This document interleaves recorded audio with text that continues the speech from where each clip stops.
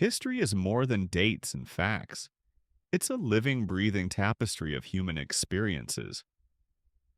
As we step back in time tonight, imagine a world long gone where women's lives were dictated by laws, culture, and harsh societal expectations. Close your eyes and feel the weight of it all. Picture yourself in a small, cramped medieval cottage with stone walls, barely enough light to see your own reflection. The air is heavy with the scent of wood smoke, the soft crackling of a fire in the hearth. You're a woman in this world, and your life, your every action, your every word will be dictated by forces beyond your control. It's a brutal world where survival means navigating a labyrinth of restrictions, expectations, and limitations. And no matter what, you probably won't survive this. Not in the way we think of survival today. So before you get comfortable, take a moment to like the video and subscribe, but only if you genuinely enjoy what I do here. It's time for you to step into a history that's all too often forgotten. A world where your value is often defined by your ability to produce heirs, serve your husband, and be subservient to the men around you. Now imagine you're a woman in medieval times waking up every day with the knowledge that the rest of your life will likely unfold exactly how it was planned before your birth. You might be born into a noble family with some degree of power, but your role is still clear. Marry well-produced heirs and stay within the boundaries of societal expectations. The life of a medieval woman wasn't about dreams of adventure or pursuing personal ambitions. It was about survival, and that survival was often contingent on the whims of the men around her. Women in this period were seen as the weaker sex, often viewed as little more than property.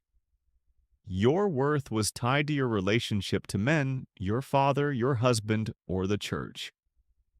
What the medieval world couldn't understand was that women too had dreams, talents, and desires. But no one cared to listen.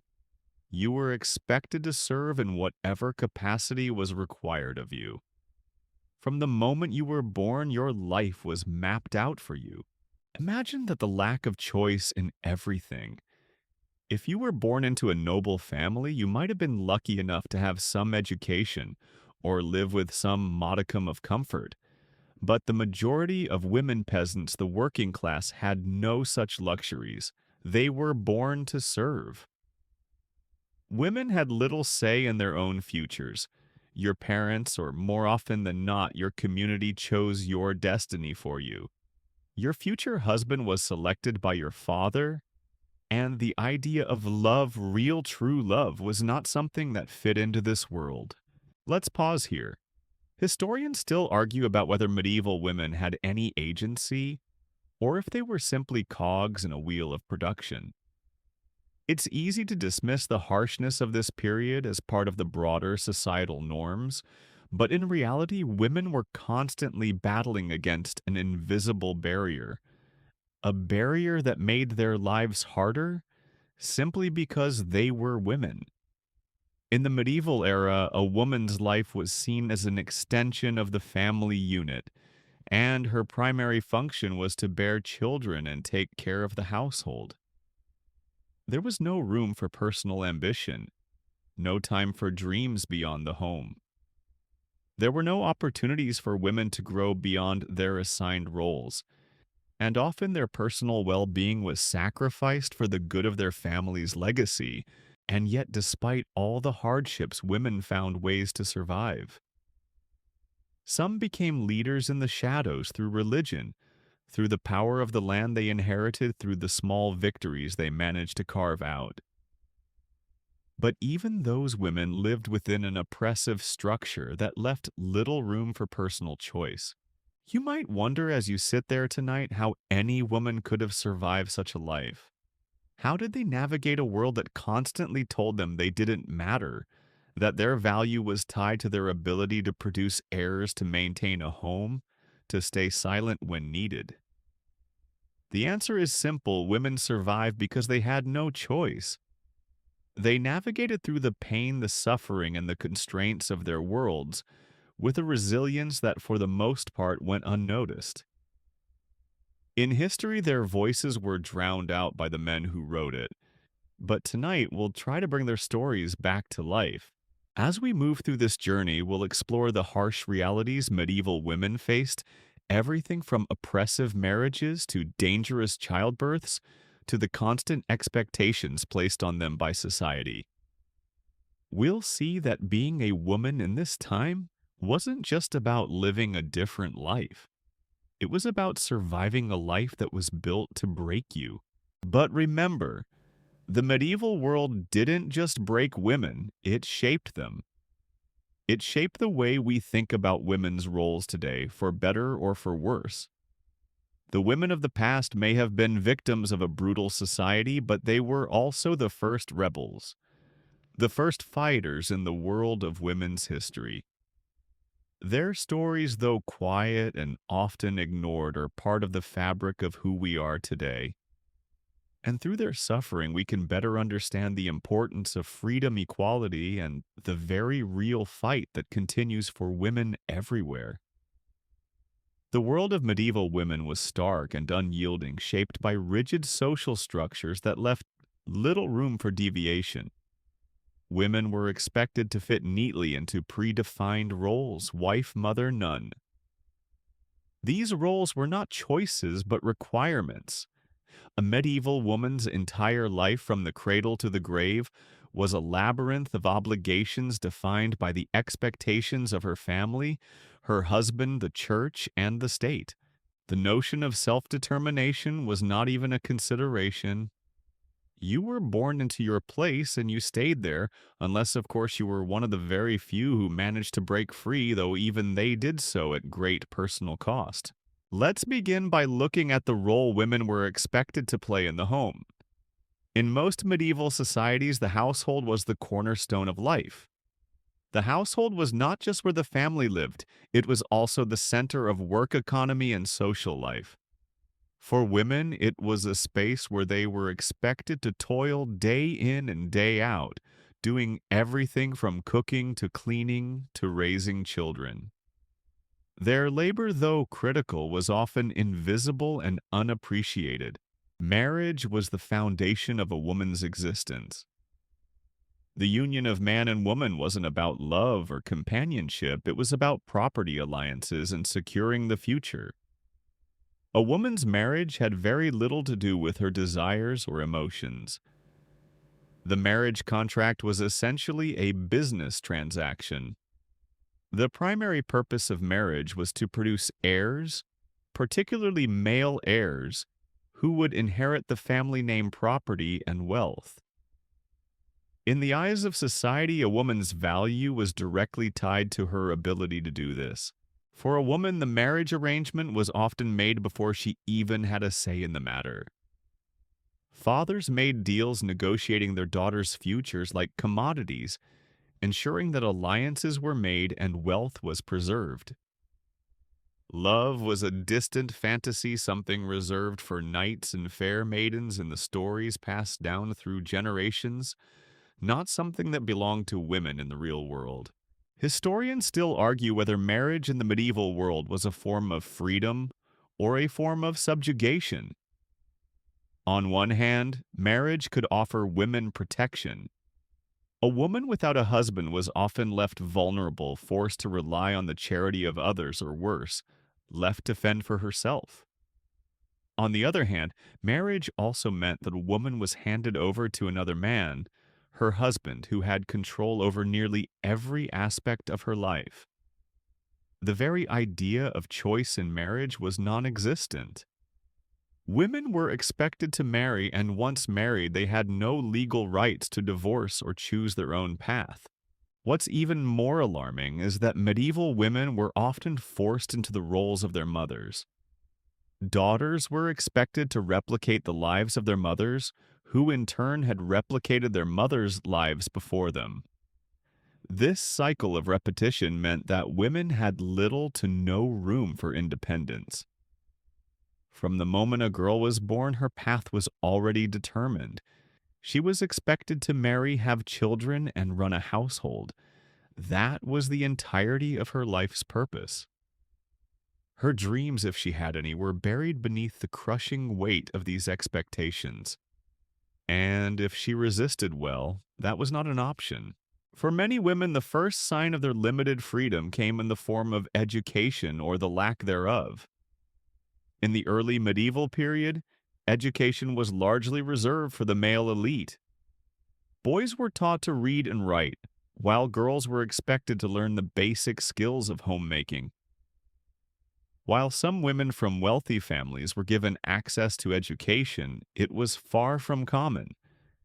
Women were taught to read the Bible if they were taught to read at all, but beyond that their knowledge was severely limited. While the church provided some opportunities for women to step into positions of influence, such as abbesses and nuns, these roles came with their own strict rules and limitations. Becoming a nun did offer women some degree of independence, but it also came with a high cost. Life in a convent was not a life of luxury. It was a life of strict discipline, hard work, and self-denial. Nuns could not marry, could not own property, and often lived in isolation from the outside world.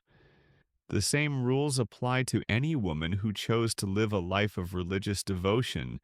Their lives were controlled by the church and they were subjected to its teachings. Even their bodies were not their own. Women in religious orders were expected to follow the same rigid rules as the laity, and in many ways they were even more tightly controlled. The work that nuns did in the convent often revolved around religious devotion, prayer, and service to the poor. They were not allowed to leave the convent or engage in any activities that were not related to their religious duties. The freedom that might have been offered by a life in the church was in reality a freedom defined by constraints. In many ways, becoming a nun was just another form of subjugation, albeit one that promised spiritual rewards. But even those spiritual rewards could be limited, for the church itself was a male-dominated institution. The women in it were often still relegated to supporting roles doing the work that the men in charge would rather not. The legal landscape for medieval women was no better. Women had virtually no legal rights. A married woman's legal identity was subsumed by that of her husband. If her husband died, she could inherit some of his property, but it was rarely her own to control. She had no right to make legal decisions, own property independently, or act on her own behalf. Everything she did was tied to the men in her life. Women were often treated like children, their decisions made for them by their husbands or fathers. The harsh realities of medieval law were most evident when it came to inheritance. Inheritance laws were often biased against women, even in cases where a woman was the legitimate heir to a family estate. Daughters were often passed over in favor of sons, and in cases where a woman did inherit property, she was often required to marry quickly to ensure that the estate stayed in male hands. Even when a woman inherited property, she was often limited in how she could manage it, being forced to rely on a male relative or husband to make decisions on her behalf. For the majority of medieval women, these social roles and limitations were not just burdens, they were the fabric of their existence. They had little to no control over their lives. And while some women did manage to gain influence, whether through marriage, religious life, or other means, those women were the exception, not the rule. For most women, their lives were defined by the roles they were forced into and the expectations that came with those roles. Historians often argue whether the medieval period was particularly brutal for women. Some suggest that the rigid roles and lack of legal rights were the result of broader social trends, while others argue that these structures were specifically designed to oppress women. Regardless of the cause, the result was clear: medieval women were expected to live lives of obedience, submission, and service. Their autonomy was limited, and their worth was largely determined by their ability to meet societal expectations. As we continue through this journey, we will see that while the constraints of the medieval world were harsh, women still found ways to navigate this brutal landscape. Some found power in the church, others in the family, and some, through sheer force of will, managed to carve out spaces for themselves. But even the most powerful women had to fight against a system that was determined to keep them in their place. As you begin to understand the contours of the medieval world, you might wonder, where does a woman fit into all of this? What was the path that defined her existence if it wasn't dictated by freedom, opportunity, or self-determination? You can imagine it clearly. Your life starts as a young girl, a blank slate with potential, but that potential is quickly stifled by the shackles of a patriarchal society. You can almost feel the weight of the expectations pressing down on you. But here's the thing about medieval women: no matter how brutal their circumstances, they survived. They endured. And this survival, though often quiet and invisible, is one of the most powerful stories that history has almost forgotten. The story of medieval women can largely be framed through the institution of marriage. It was for the vast majority of women the defining event of their lives. A girl's fate was sealed before she ever had a chance to understand what choice even meant. As soon as she was born, she was prepared for a life that included one major life event: marriage. But not marriage as we think of it today, where individuals often choose their partners based on love or compatibility. No, in the medieval world, marriage was about survival, status, and alliances. It was about property and legacy, not affection. Marriage contracts were arranged when a girl was very young, often long before she ever had a say in the matter. Fathers negotiated for advantageous alliances, looking for a match that would increase wealth, power, or land holdings. A woman's value was measured not by her intellect, her abilities, or her dreams, but by how much she could contribute to the expansion of her husband's or her family's legacy. A medieval woman was expected to fulfill one singular duty: to marry, bear children, and manage the household. For some women, the life they had been trained for since childhood was not even a life of personal fulfillment. It was a life of service, of subordination. Marriage for a medieval woman often meant being handed over from one patriarch to another, from father to husband. Her legal identity was tied to the men around her, and once married, a woman's rights to her own body and her own decisions were almost non-existent. Her body belonged to her husband. Her duties belonged to her family. If she were married to a nobleman, her main responsibility was to bear children, particularly male heirs. The pressure was immense. To provide heirs was the key to securing her family's future, and her success was measured entirely by her ability to meet that expectation. But while most women were subjugated by these marital contracts, some women, though rare, found ways to carve out a degree of power. Noble women might wield some influence within their households, or even hold lands in their own name in the absence of a husband. These women were still subjected to the rigid constraints of their gender, but they were often able to take on more responsibility within the boundaries allowed. However, this was not the case for most women, especially those of lower classes. Peasant women had no such opportunities.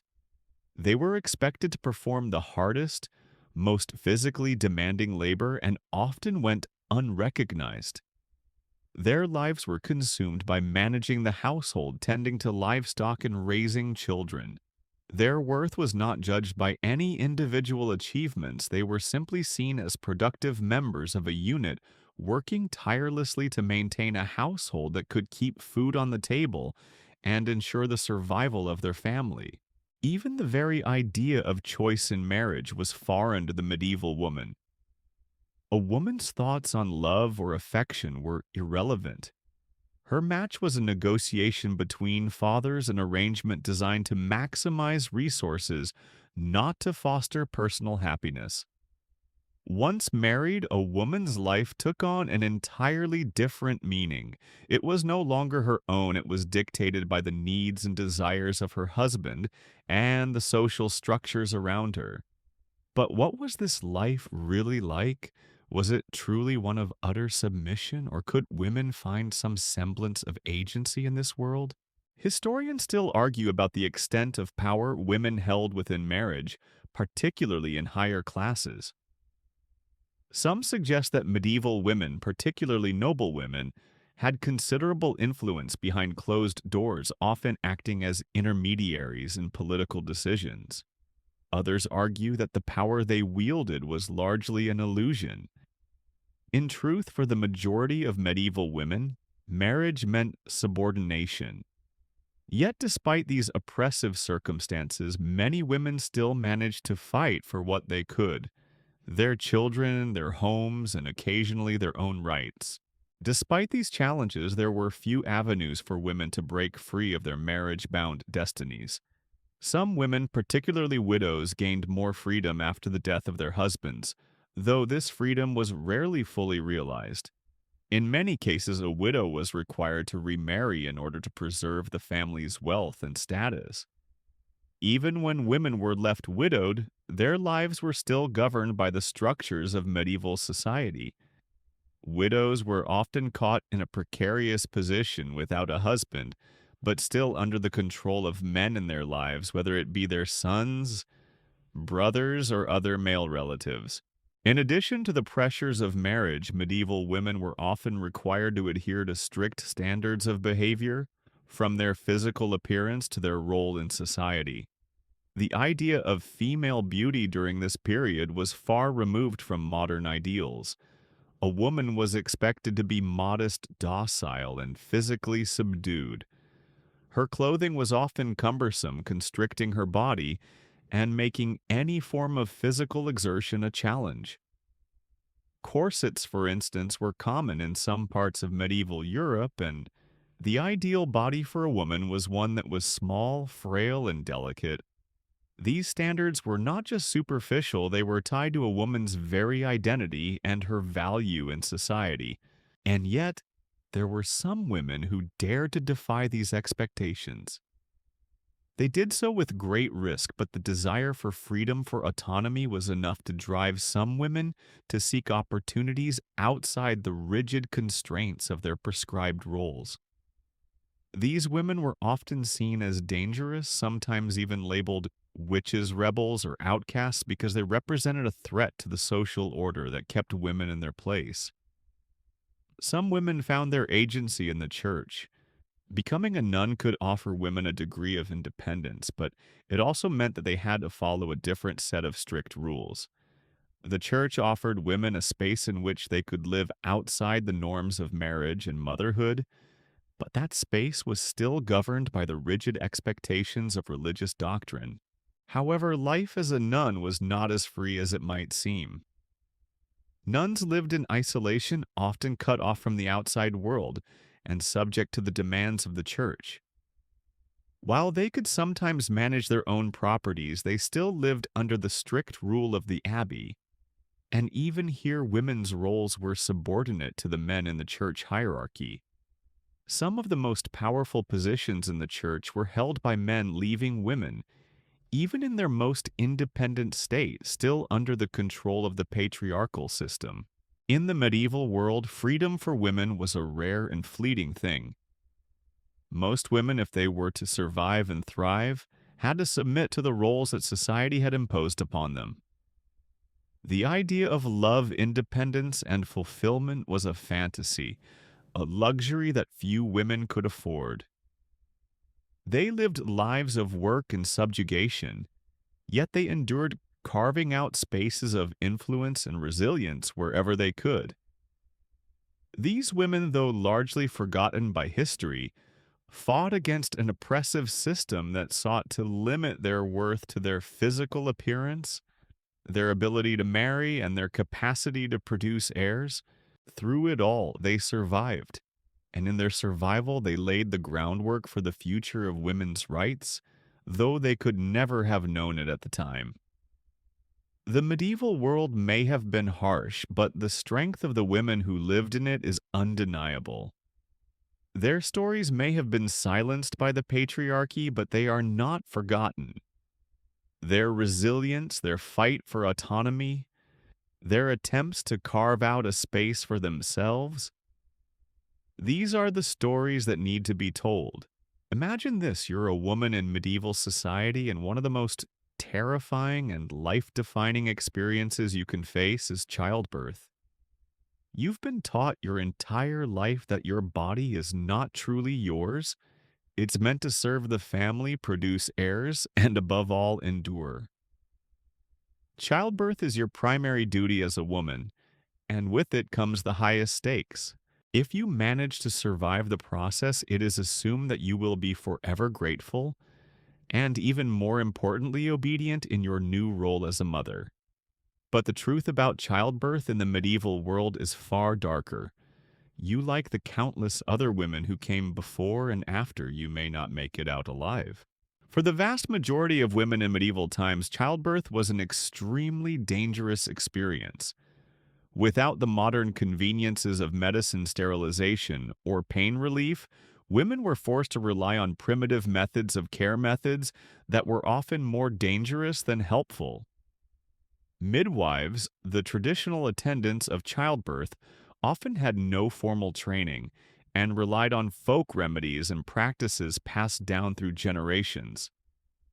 While some midwives were highly skilled and capable, many were not, and in the case of complications, they were often powerless to help. Imagine the sheer terror of going into labor knowing that survival was uncertain. Childbirth in the medieval period was fraught with risks from hemorrhaging to infections to complications in the delivery process. The death rate for women during childbirth was staggering.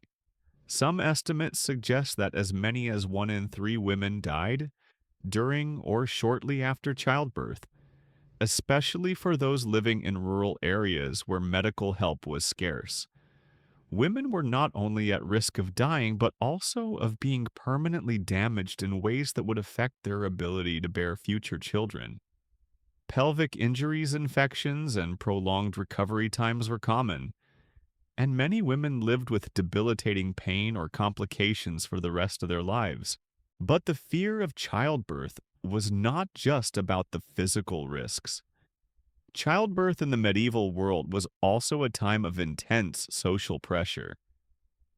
A woman's worth was largely determined by her ability to bear children, particularly male heirs. A woman who failed to produce children, or worse, failed to produce a male heir, was often viewed with disdain. Failure in childbirth was seen as a personal failure, a failure to fulfill the role that society had deemed most important. This was particularly true for noble women, who were expected to give birth to heirs that would continue the family line. For these women, the pressure was immense, and the consequences of failure were even more dire. A woman who failed to produce a male heir could find herself abandoned, divorced, or even disinherited. The emotional toll of these expectations weighed heavily on medieval women, leaving many to endure the agony of childbirth with no comfort or relief. For women of lower social classes, the situation was even worse. Not only were they less likely to have access to skilled midwives or medical care, but they were also often forced to give birth in unhygienic and cramped conditions. Poor women in the countryside would often deliver their babies alone without any assistance at all, or with only the help of a relative or neighbor who had little experience with childbirth. These women faced even higher risks of death or injury, as they were less likely to have access to basic necessities like clean water, soap, or adequate food. Many women in these situations gave birth in makeshift shelters where the risk of infection from unsanitary conditions was especially high. To make matters worse, the idea of postnatal care was virtually non-existent. Once a woman gave birth, she was expected to recover quickly and resume her duties often, with little to no rest. After a particularly difficult birth, women were expected to take care of their newborns, cook meals, clean the house, and tend to any other children in the household, all while recovering from a physically demanding and traumatic experience. In some cases, women were expected to go back to work in the fields or help with chores just days after giving birth. This constant pressure left little room for recovery, and many women suffered long-term physical and emotional consequences as a result. The idea of maternal leave or care for the mother after childbirth was unheard of in the medieval period. Historically, we know that some women did manage to survive childbirth, though it came at a cost. Women who survived multiple childbirths often bore the scars of their experiences. Pelvic injuries prolapsed, uteruses and incontinence were common among women who had given birth many times. These injuries were often overlooked or ignored, as there was little understanding of women's health at the time. In some cases, women who suffered these injuries were ostracized, seen as damaged or less valuable, even though they had done nothing to deserve this fate. The experience of childbirth in the medieval world was shaped by deeply ingrained gender norms. Women were expected to endure this painful process in silence, with little acknowledgement of the emotional and physical toll it took on them. Any pain or suffering a woman experienced during childbirth was considered to be a natural part of her role as a woman. The idea that a woman might complain or seek relief from her pain was foreign to medieval society. Instead, women were expected to accept their suffering as part of their divine purpose and to be grateful for the privilege of bringing new life into the world. However, childbirth was not just a personal event, it was also a public spectacle. For the wealthy and noble women, the birth of an heir was often a highly anticipated event, one that was attended by various members of the family and community. The birth of a noble heir was not just the birth of a child, it was a political event. The arrival of a male heir could solidify the family's power, while the birth of a daughter was often seen as a lesser achievement. The pressure placed on noble women to produce male heirs was immense, and many women felt the weight of this expectation throughout their pregnancies. Noble women were also subject to the added stress of having their pregnancies and births monitored by male doctors or priests. These men, though often well-meaning, had little understanding of the complexities of childbirth and, in many cases, contributed to the suffering of women. While midwives were usually women, doctors and priests were typically male, and their lack of understanding of women's bodies often resulted in misguided attempts to control the birth process. For instance, medieval doctors often recommended dangerous practices like bloodletting or the use of herbal remedies that were ineffective or even harmful. These practices were grounded in superstition and a lack of scientific knowledge, which made childbirth even more perilous for women. Even after the birth, women faced the daunting task of caring for their newborns. Infanticide was a sad reality for many medieval women, as poverty, poor living conditions, and the harshness of medieval life often made it impossible for women to care for every child they had. Some women abandoned their babies, while others resorted to infanticide as a way of coping with the overwhelming demands of motherhood.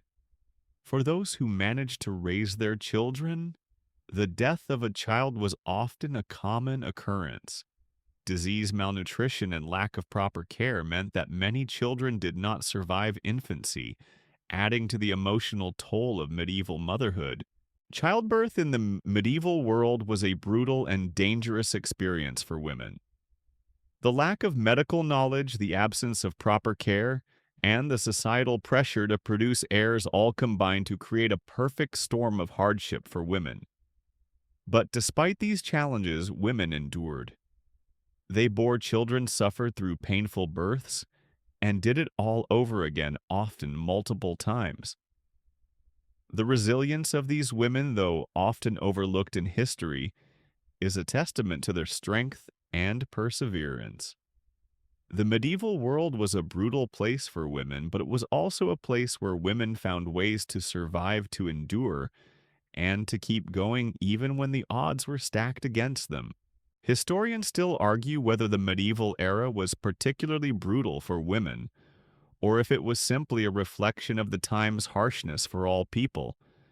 But one thing is certain, the experience of childbirth in the medieval period was uniquely dangerous for women. It was a time when a woman's life could be taken in an instant, not by war or battle, but by the very act of bringing life into the world. The women who survived childbirth in the medieval period were stronger than many of us can ever imagine. And their stories, though often forgotten, should be remembered, for they are the backbone of human history. Let's shift focus now. While childbirth, with all its inherent danger and tragedy, was central to a medieval woman's life, there was another crucial and often overlooked aspect of her existence: the heavy, unrelenting burden of household duties. If being a mother wasn't enough, a medieval woman's daily life was consumed by the constant demands of running a home. The work was exhausting, repetitive, and often invisible to the men who dominated medieval society. The life of a medieval woman, particularly one in a lower class or peasant family, was one of endless labor, a life defined by the relentless grind of daily chores, social obligations, and the constant need to maintain the family's survival. Imagine yourself waking before the sun every day, your body already weary from the previous day's work. The smell of wood smoke fills the cold morning air, and you shuffle out of your bed to start the day. In a medieval household, the day's work never truly ended, and there was always something to be done. There was no clock to regulate your time, no weekend to look forward to. The work was as constant as the seasons themselves. You were the heart of the home, and the work never ceased. For most women in the medieval world, the primary responsibility was running the household. This meant everything from preparing and cooking meals to cleaning, laundering clothes, spinning, weaving, and tending to the garden. Many women spent hours every day grinding flour by hand, tending fires to cook food, or preparing clothing. Every aspect of the household was managed by the woman, and the expectation was that she did it all with little or no assistance. Even if you were married to a wealthy man or nobleman, you were still expected to manage the household, supervise the servants, and make sure everything ran smoothly. Your value was directly tied to your ability to keep things functioning, to provide food, and to maintain the order of your household. In the morning, you might begin by lighting the fire for cooking. The fire was essential not just for warmth, but for preparing the meals that would sustain your family throughout the day. The food was simple, often consisting of bread, soup, vegetables, and occasionally meat. But bread was the staple food for nearly every medieval person. It was made from locally sourced grains, and if you were fortunate enough to have access to flour, you would spend hours grinding it by hand, sometimes with a hand mill or a mortar and pestle. The grain had to be harvested, threshed, and then ground, tasks that required your constant attention. And don't forget the churning of butter, the boiling of vegetables, the making of cheeses, tasks that would eat up hours of your time each day. But the labor didn't end with food preparation. If you were a mother, you had to take care of your children, which included nursing them, teaching them basic skills, and making sure they were fed, clothed, and healthy. This meant that you had little to no time to focus on anything for yourself. Women were often expected to take on this enormous responsibility with little support, and the pressures to care for a large family could be overwhelming. For medieval peasant women, The burden of child rearing was only one of the many duties that consumed their time. As you tend to the children, you also have to manage the upkeep of your household. That includes cleaning washing clothes by hand and maintaining the beds and furniture. There were no modern conveniences like washing machines or electric lights to make your life easier. The laundry had to be done by hand, and you'd often have to scrub everything in cold, possibly contaminated water. Every scrap of cloth in your household, from sheets to undergarments to the family's clothing, had to be hand washed, dried, and mended.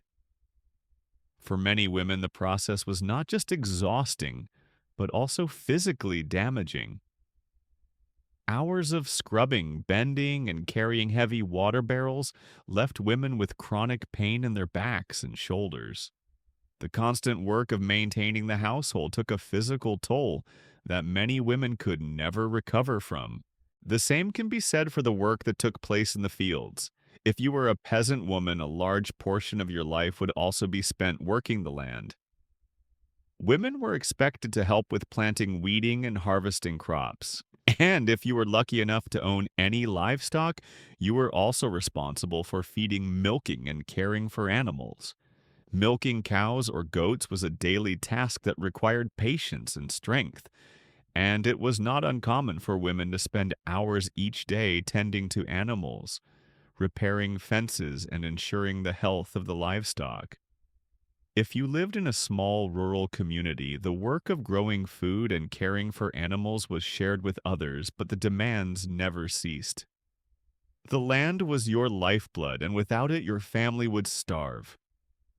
The pressure to maintain the family's connection to the land was immense. And it wasn't just the physical labor that consumed your time, it was the social obligations as well. In medieval communities, women were expected to perform a number of social duties, whether it was preparing food for a feast, attending religious services, or making sure the family appeared respectable in the eyes of the local community. The community's view of your family and your ability to perform your duties was crucial to maintaining your social standing. Women had to balance the demands of work with the pressures of appearing proper and obedient. The expectation was that women were to be diligent in all things working at home, raising children and keeping the family's reputation intact. This constant balancing act left little room for rest or personal time. What makes this all the more difficult to understand is the invisibility of this labor. While men often received recognition for their work, women's contributions were seen as inherent to their role as wives and mothers. There was no appreciation for the hours spent on laundry, the days spent working the land, or the sacrifices made in childbirth. A woman's work in the home was seen as something expected, not something to be acknowledged. Historians still debate how much of this invisible labor was essential to the survival of the household and society at large. But one thing is clear: without it, medieval communities would have crumbled. In addition to managing the household, many women worked as artisans, producing goods that could be sold at the market. While guilds were often male-dominated, some women found ways to operate within these structures. Women worked as weavers, brewers, and even blacksmiths. However, their work was often undervalued and underpaid. Women's contributions in the craft industries were seen as supplementary rather than vital. Even though they were the backbone of household economies, their work was frequently overlooked. Women who worked in these trades often faced stiff competition from men who were seen as more legitimate workers, and their access to resources and capital was limited. Despite these hurdles, many women found ways to maintain a degree of independence. Widows, for example, often found themselves in a unique position. Without the constraints of a husband, they were sometimes able to inherit property or take on more responsibilities in the household. However, being a widow was not without its challenges. While some women were able to flourish, many were left vulnerable to exploitation, poverty, and social ostracism. In some cases, widows were forced to remarry quickly to ensure their survival.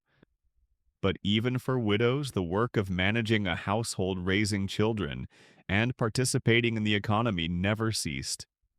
Women, even after the death of a husband, were expected to continue their roles as the primary caretakers and laborers within the home and community. To add another layer of complexity, women's lives were also governed by the church. Religion played an integral role in medieval life, and women were expected to follow its strict codes of behavior. Their actions, their dress, their very thoughts were regulated by religious teachings. The church dictated the morality of women, determining what was acceptable and what was not.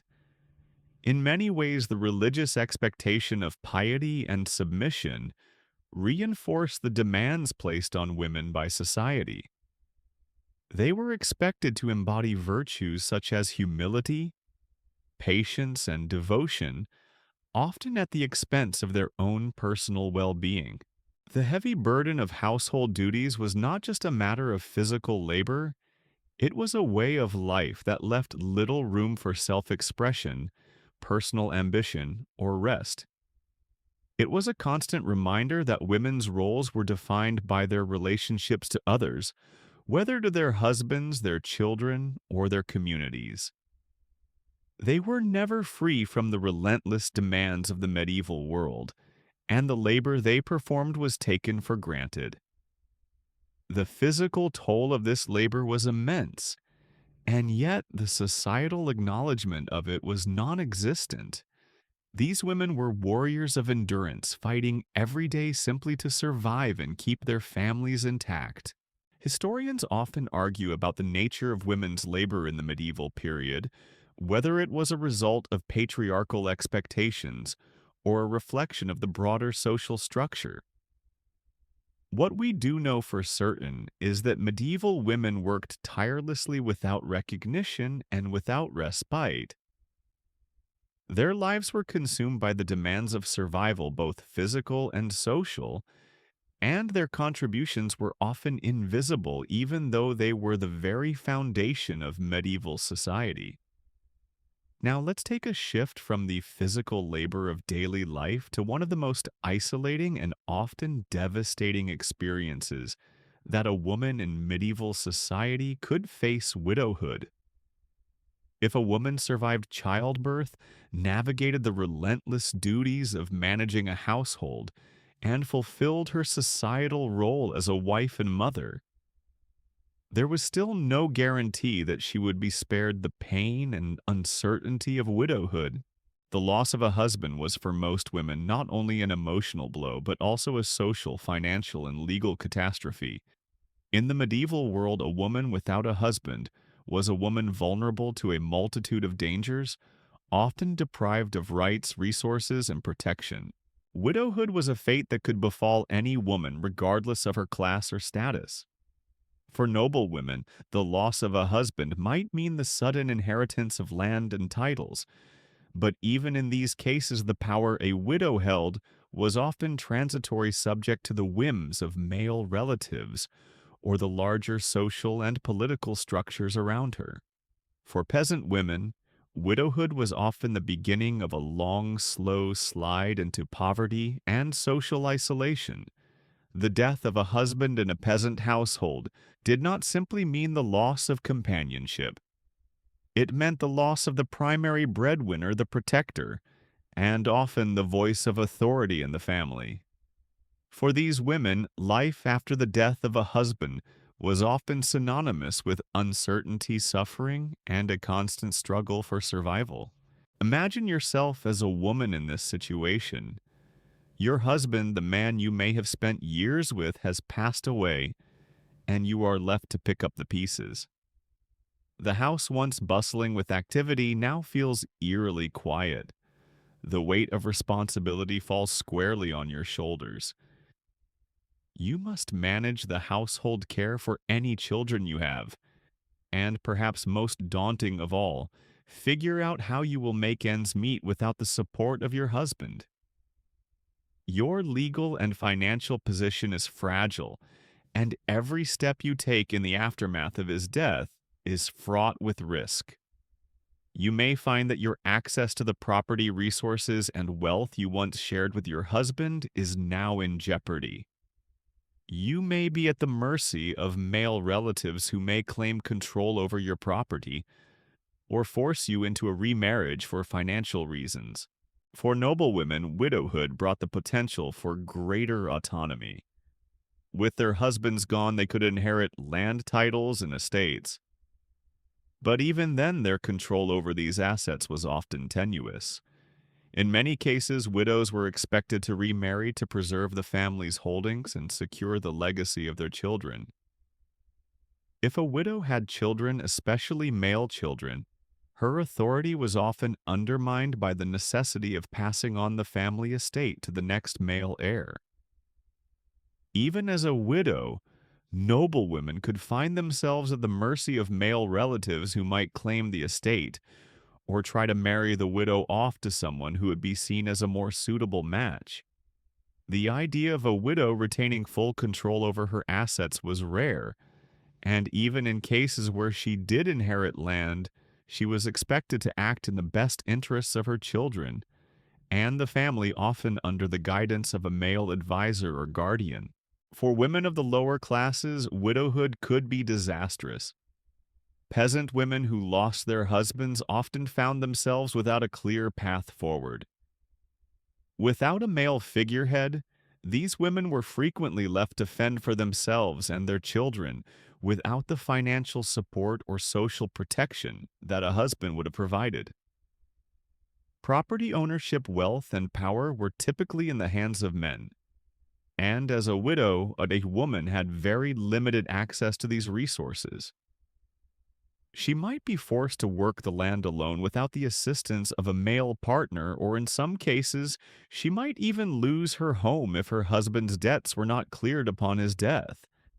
These women often had no means of financial support, and their situation could become dire.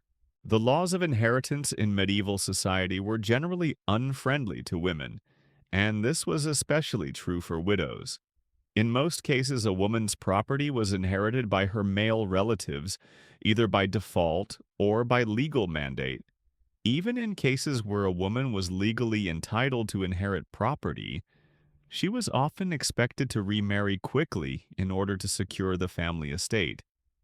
The death of a husband left a widow in a precarious position, as her legal rights to her husband's property were often questioned or diminished. As a widow, a woman might have to rely on the goodwill of her male relatives, or the protection of the church, neither of which was guaranteed. There were few legal protections for widows in medieval times. If a woman was widowed and had no sons, her inheritance would often pass to her husband's family or be controlled by her father or brother. This left widows vulnerable to exploitation, as they could be forced to sell their land or property to survive. The loss of a husband also meant the loss of the social structure that had previously protected her. A widow's status in society was tenuous, and she could be easily marginalized or left to rely on the charity of others. If a woman had young children, she could face additional challenges, as the care and protection of her children were often contingent upon her ability to find a new husband. In some cases, widows were forced into remarriage either for financial security or to maintain social standing. Widows who had no family support were particularly vulnerable. In these cases, the church might offer some protection or assistance, though this was far from guaranteed. Widows could turn to the church for shelter, financial help, or even employment. However, the church itself was a male-dominated institution, and even widows who sought refuge within its walls were still subject to its strict gender norms and expectations. The church might offer a widow a place in a convent or provide her with food or shelter, but these services came at a cost. Widows seeking refuge in the church had to adhere to its rules and regulations, which included living a life of chastity, humility, and service. These women might have been offered some protection, but it came at the price of their personal autonomy and freedom. Historically, women who lost their husbands were often left with very few options. In some cases, widows could inherit their husband's wealth, but these cases were rare and often came with restrictions. Widows who inherited land could still face the possibility of losing it if they remarried. The fear of remarriage was very real for many women, especially those who had young children or who had grown accustomed to managing their husband's property. In many cases, remarriage was seen as a means of restoring a widow's security, but it also meant giving up whatever power or authority she had gained through her husband's death.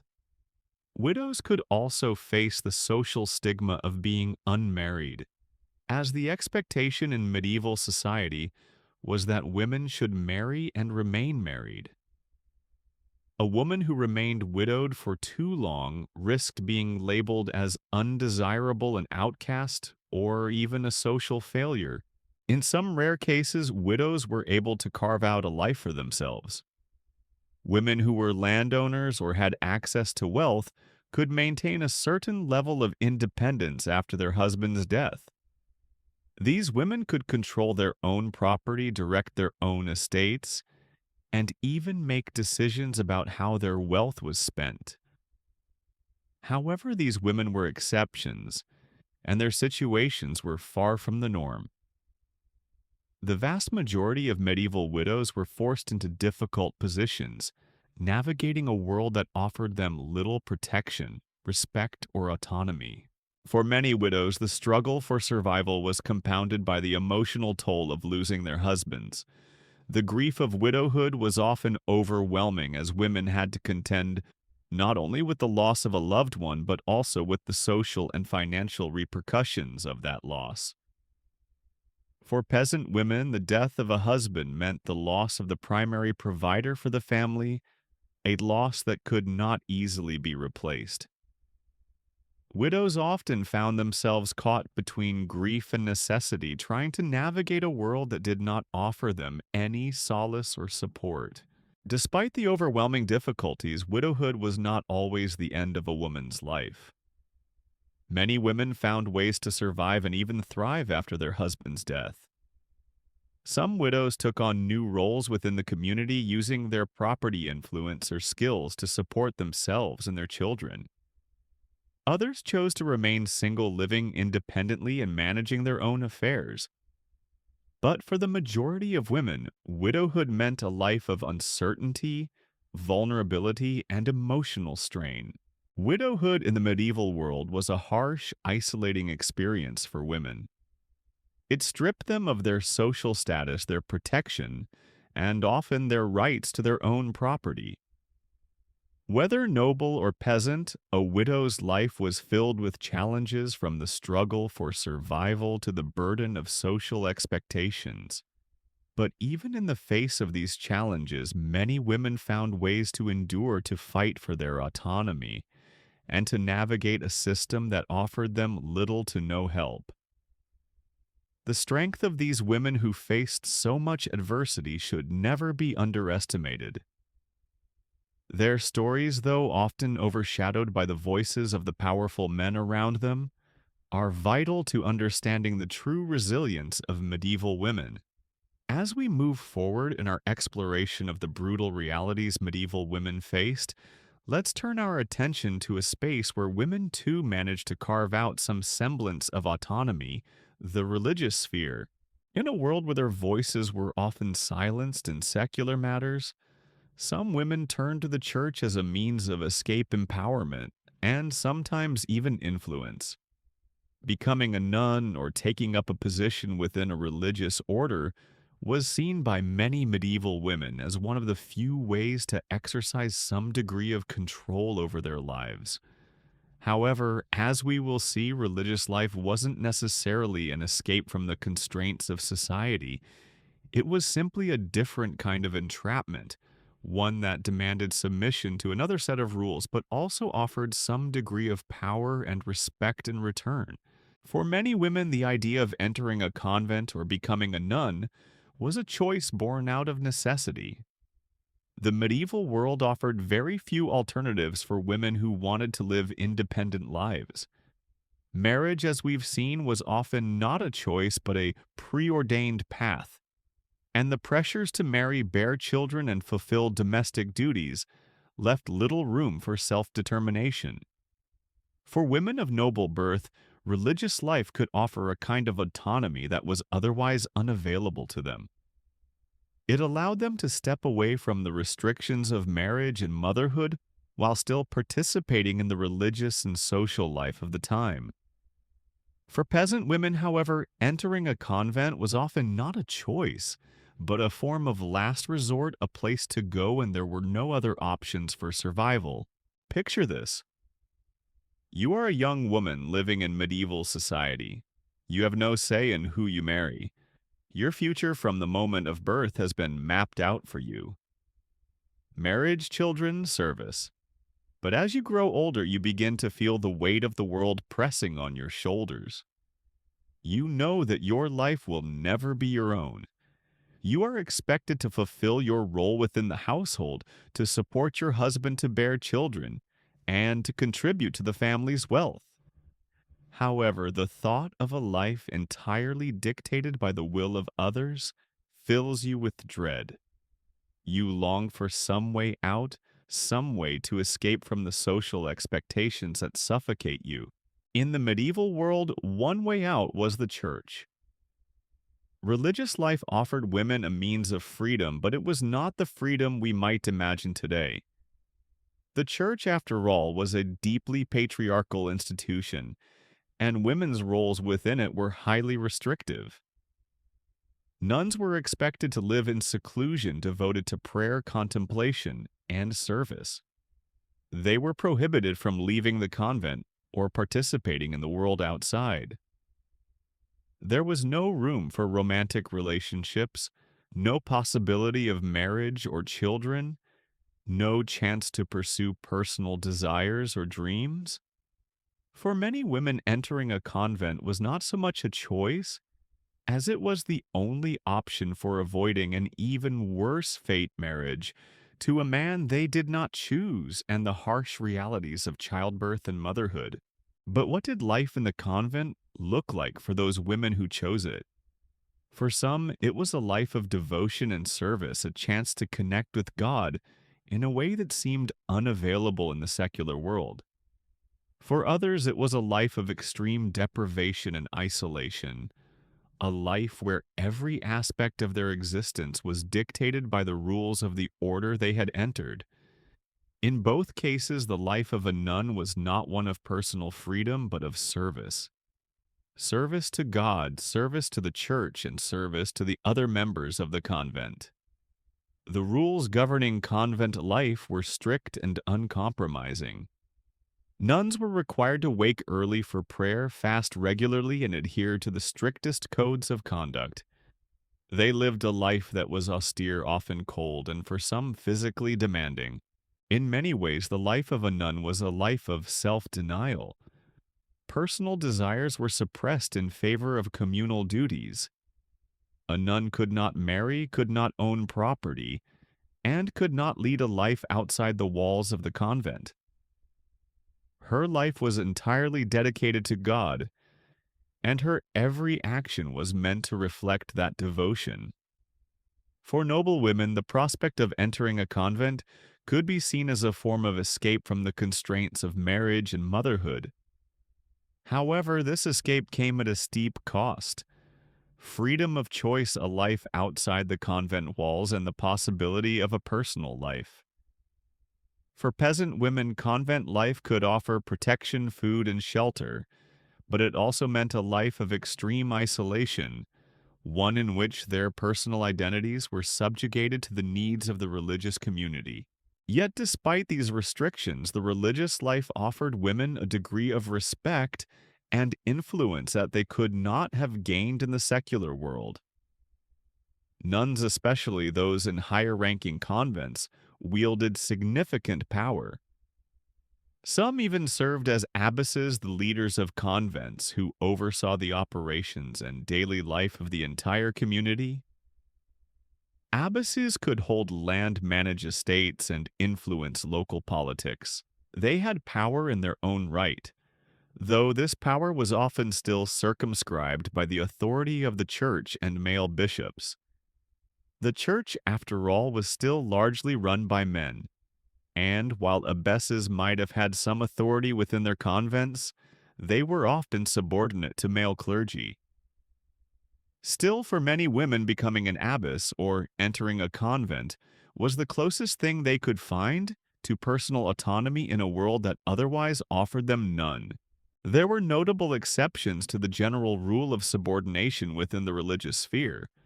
Some women, like Hildegard of Bingen, managed to transcend the traditional roles of nuns and abbesses. Hildegard was a mystic writer, composer, and theologian, and she was widely respected for her intellectual contributions. She was one of the most important female figures in medieval religious life and used her position to challenge conventional thinking and expand the role of women within the church. But these women were few and far between. For the most part, women who chose religious life did so in the hopes of escaping the confines of marriage and family life, but they still found themselves bound by the strictures of the religious institution. The influence of the church on medieval women was not limited to those who entered convents. The church also played a major role in the lives of women who remained in the secular world. Church doctrines and teachings reinforced the idea that women's primary role in society was to be subservient to men. Women were expected to obey their fathers, husbands, and brothers, and the church upheld this hierarchy through its teachings on sin, virtue, and morality. Women were often taught that their greatest virtue was humility and obedience, qualities that reinforced their subordinate role in society. They were expected to submit to the will of God, which by extension meant submitting to the will of men. In this context, women's participation in religious life was often a form of self-sacrifice. They were expected to deny their personal desires and live in service to others. This was not just true for nuns, but also for women who were wives and mothers. The church taught that a woman's greatest duty was to serve her family, to bear children, and to support her husband. A woman who failed in any of these areas was seen as failing in her duty to God. Women were encouraged to view their roles as wives and mothers as sacred callings, to view their labor as part of their spiritual duty.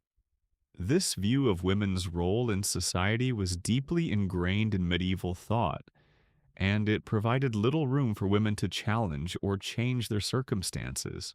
But despite these restrictions, some women found ways to exert influence and challenge the patriarchal structures that constrained them. Whether through religious devotion, intellectual pursuits, or personal acts of rebellion, these women were able to carve out spaces for themselves within a system that sought to limit them. The church, despite its patriarchal structure, offered women a platform for spiritual and intellectual growth. It allowed women, particularly those in religious orders, to gain respect and authority in ways that were unavailable in the secular world. Historians still debate the extent of women's agency within the church.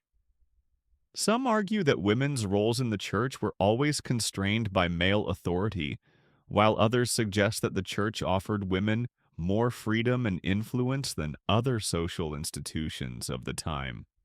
Regardless of the specifics, it's clear that religious life played an important role in shaping medieval women's experiences. For some, it was a path to autonomy, while for others it was a refuge from the suffocating pressures of marriage and motherhood. Religious life in the medieval world was not the escape from oppression that we might imagine it to be. It was simply another form of submission, albeit one that could offer women a measure of respect and influence within the confines of a religious institution. But for the women who chose this path, it was often their only option. The church, for all its flaws, provided a space where women could claim some degree of authority, even if it was only within the confines of their own convents. It allowed women to live lives of devotion service and, in some cases, intellectual achievement, but it also required them to give up their personal desires, their dreams, and their freedom. It was, as with so many things in medieval life, a compromise, one that offered some measure of power but came at a steep personal cost. The medieval world, with all of its rigid expectations, often viewed women through a narrow lens, defining them by their relationships to men, their ability to bear children, and their capacity to serve within the household. But as we've seen throughout this journey, women, despite the constraints they faced, often found ways to assert themselves in ways that were unconventional and at times rebellious. However, there was another way in which women faced unimaginable challenges simply by being labeled as witches. In the medieval period, the concept of witchcraft was deeply rooted in superstition and fear, and any woman who strayed from the prescribed norms of society could be branded as a witch. This label often applied to women who were knowledgeable in herbal remedies, midwifery, or simply didn't fit into the rigid gender roles, led to one of the most terrifying and deadly forms of persecution that women could face. Witch hunts were not just about supernatural fears, they were about control power and silencing women who dared to question or defy societal norms. Imagine yourself as a woman living in a small medieval village. You're known for your knowledge of herbs, your ability to heal others with natural remedies, or perhaps simply because you've lived alone, unmarried in a world where that status is viewed with suspicion. You are an outsider, someone who doesn't fit neatly into the expectations of wife and mother. Your independence, your knowledge, your autonomy, these things are seen as dangerous by those around you. And then one day you are accused of witchcraft. The accusations of witchcraft that led to the infamous witch hunts in the medieval and early modern periods often had little to do with the actual practice of magic or sorcery. Instead, they were fueled by a complex mix of social, religious, and political forces. Women, especially older women, widows, or those living on the fringes of society, were the most vulnerable targets. These were women who had little or no male protection, and their independence made them an easy target for those in power who wanted to eliminate threats to the established order.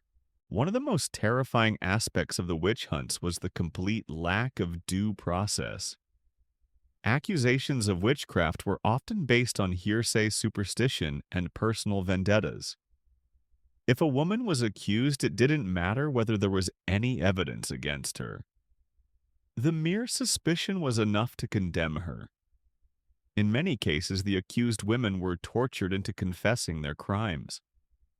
The methods of torture were brutal, ranging from being stretched on the rack to having hot irons pressed against their skin. And often under such extreme duress, women would confess to things they had never done. Confessions of witchcraft, no matter how fantastical, were seen as proof of guilt. And once a woman was branded a witch, the outcome was almost certainly death, either by burning at the stake, hanging, or being drowned. The fear of witchcraft was deeply intertwined with the fear of female power. In a patriarchal society, women who held knowledge, especially knowledge about the body, fertility, or healing, were seen as a threat to the established social order. Midwives, herbalists, and other women who practiced traditional forms of medicine were particularly vulnerable to accusations of witchcraft.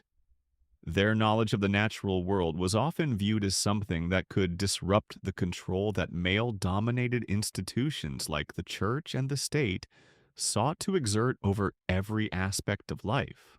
The very idea that women could hold power, whether through their knowledge, their independence, or their influence over the bodies of others, was threatening to the structures that kept men in charge. Witch hunts were often deeply religious in nature. The Catholic Church played a central role in fostering the belief in witchcraft and demonology. Theologians and church officials spread the idea that women were more susceptible to the influence of the devil and were inherently more sinful and wicked than men. The church's teachings on women's sinfulness reinforce the idea that women, especially those who were unmarried or widowed, were more likely to be involved in witchcraft. Some church authorities even argued that women's supposed weakness and susceptibility made them more likely to fall prey to the devil's temptations. This, of course, only intensified the persecution of women, as any woman who was seen as non-compliant or deviant was an easy target for accusations of witchcraft. As we delve deeper into this tragic chapter of history, it's important to recognize the profound social, cultural, and religious forces at play. The witch hunts were not simply about magic or the supernatural, they were about maintaining control over women. The real fear was not that women could cast spells or communicate with the devil, but that they could undermine the very foundations of a patriarchal society. They could threaten the order of things. They could challenge the power of men. The witch hunts, then, were not just a tragic episode in history, they were a manifestation of deep-seated fears about the power of women to disrupt the status quo. But there is another layer to this story, one that involves the broader social context in which these witch hunts took place. The period of the witch hunts, which spanned several centuries, occurred during a time of intense social upheaval. The medieval period saw the rise of strong monarchies, the consolidation of state power, and the strengthening of religious institutions. As these centralized powers sought to assert their authority over local communities, they often turned to the witch hunts as a way to eliminate perceived threats to their control. Women, particularly those who lived outside the bounds of conventional society, were seen as a potential source of instability. Accusations of witchcraft became a tool for reinforcing social order and suppressing dissent. The witch hunts also took place during a time of widespread fear and uncertainty. The medieval world was plagued by disease, famine, and war, and people often turned to supernatural explanations for the misfortunes they faced. The Black Death, for example, which ravaged Europe in the 14th century, led many to believe that witches were responsible for the pestilence. The fear of the unknown, the unexplained, and the unexplainable led to the scapegoating of women who were seen as agents of evil or misfortune.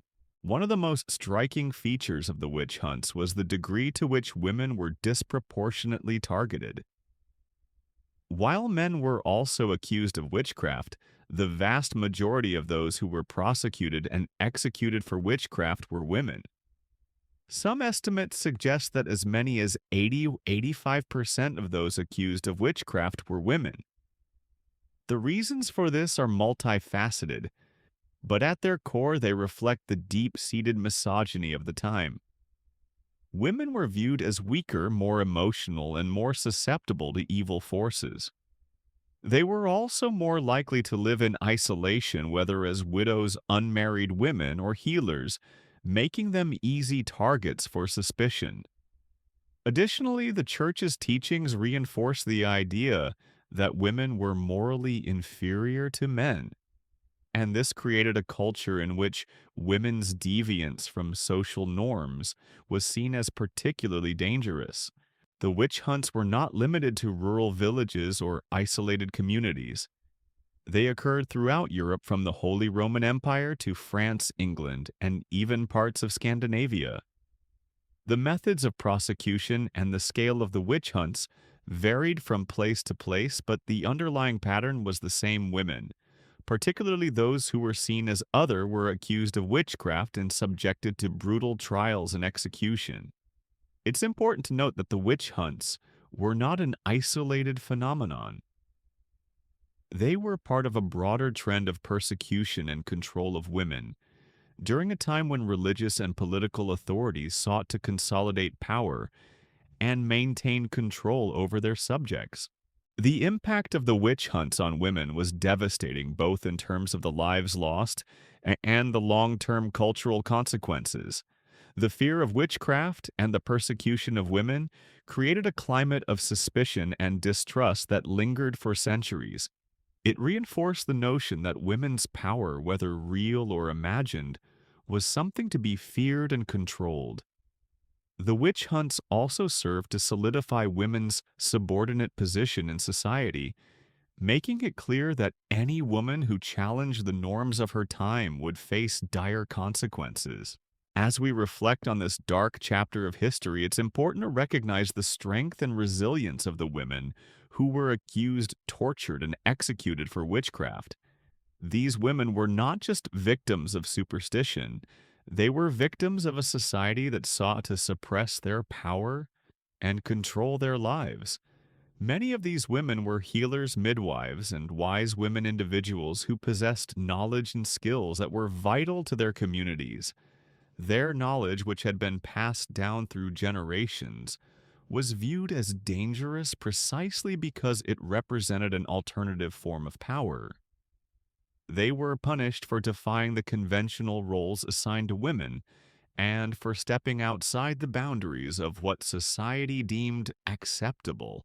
The witch hunts are a tragic reminder of the ways in which power structures have historically targeted women, often using fear and superstition to maintain control.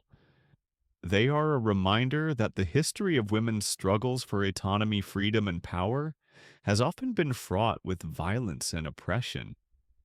But they also serve as a testament to the resilience of women who, despite the overwhelming odds stacked against them, have always found ways to survive, resist, and fight for their place in the world. As we continue our journey through the history of medieval women, let's remember these women who were persecuted for their knowledge, their independence, and their strength. They may have been silenced in the eyes of history, but their stories remain a vital part of the narrative of women's enduring struggle for equality and autonomy. Their legacy, though often forgotten, is one of resilience and defiance against a system that sought to oppress them. As we continue to unravel the threads of medieval women's lives, we come to an especially fascinating and complicated area: the rare but influential roles of powerful women, particularly queens and noblewomen who navigated the treacherous waters of medieval politics. Though most medieval women were bound by social and cultural expectations that relegated them to the private sphere, a small number of women, especially from the noble and royal classes, managed to claim significant political power. However, while their influence might have been substantial, it was often fleeting and precarious. These women were exceptions in a society that generally restricted women to the home. But their stories offer us important insights into the ways women could exercise power in a system designed to keep them subordinate. The role of queenship in the medieval world was by nature a paradox. A queen had the potential to wield considerable political and social power, but her influence was often overshadowed by the dominance of her husband or male relatives. Queens were expected to produce heirs and maintain their royal lineage, but beyond these duties, their political authority was frequently subject to the actions and control of their husbands or male counterparts. However, some women used their positions as queens or noblewomen to forge paths of their own, stepping into roles that transcended the typical limits imposed upon women in the medieval world. For instance, let's consider the life of Eleanor of Aquitaine, one of the most powerful and remarkable women of the medieval period. Born into wealth and power, Eleanor was the Duchess of Aquitaine, one of the largest and most prosperous regions in France. At a young age, she was married to King Louis XIII of France, but their marriage was ultimately annulled. Eleanor determined to not be silenced by the male-dominated society she lived in, remarried Henry Plantagenet, who would later become King Henry II of England. As the wife of Henry II, Eleanor became Queen Consort of England, a position that granted her both power and influence. Eleanor's political role was not merely symbolic. She was deeply involved in the governance of her lands, and during the years when her husband was away on military campaigns, she ruled in his absence. She was also an active participant in the political struggles between her sons and her husband, even leading a rebellion against Henry II when she felt her sons were being wronged. Eleanor's story is a prime example of how women, even in the most restrictive of systems, found ways to assert their power, navigate political intrigue, and shape the course of history. Yet, for all her achievements, Eleanor's power was always limited by the fact that she was still a woman in a world where men held ultimate authority. Eleanor of Aquitaine's story exemplifies the paradox of female power in the medieval world. While women could wield political influence, their power was often conditional and highly fragile. A queen might rule in her husband's absence, but she could never truly rule independently without the consent of her male relatives or peers. Women in power were frequently subject to the political machinations of the men around them, and their influence was often contingent on their relationships with these men. For many medieval queens, the nature of their power was defined by their roles as mothers of potential heirs. While some queens did exert real political influence, most were expected to focus on the production of heirs. The birth of a male heir in particular was the most crucial and highly anticipated event of a queen's life. If a queen failed to produce a male heir, her status and influence were often compromised, and the legitimacy of her husband's reign could be questioned. Queens like Catherine of Aragon, who married Henry VIII of England, faced immense pressure to provide a male heir. When Catherine failed to do so, Henry VIII sought an annulment, a move that ultimately led to the English Reformation. The failure to produce male heirs was a significant source of political turmoil. In many royal households, and women's worth in the medieval world was often measured by their ability to meet this single crucial demand. Despite the immense pressure to produce heirs, some women managed to transcend the limitations of their roles and become powerful political players in their own right. For example, Empress Matilda, the daughter of Henry I of England, was a determined and ambitious woman who fought for the throne of England after her father's death. When her cousin Stephen of Blois claimed the throne, Empress Matilda led an armed rebellion, and for a brief time she held control over much of England. Her struggle for power, though ultimately unsuccessful, demonstrated that women were capable of wielding significant political power even in the face of immense opposition. Matilda's campaign was a reminder that women could be just as ruthless, strategic, and determined as men in their pursuit of power. However, even the most powerful women in medieval politics often found their authority undermined by their gender. Women were rarely allowed to rule in their own right without male support, and the political landscape of medieval Europe was dominated by a male-centric framework that relegated women to the roles of wives, mothers, and daughters, with their power defined in relation to the men around them. As queens, noblewomen could exert influence, but their political autonomy was always limited by the societal structure in which they lived. Even the rare women who ruled in their own right faced significant challenges. Margaret I of Denmark, who became Queen of Denmark, Norway and Sweden used her diplomatic acumen and political skill to establish the Kalmar Union, a political alliance that united these Scandinavian kingdoms under one crown.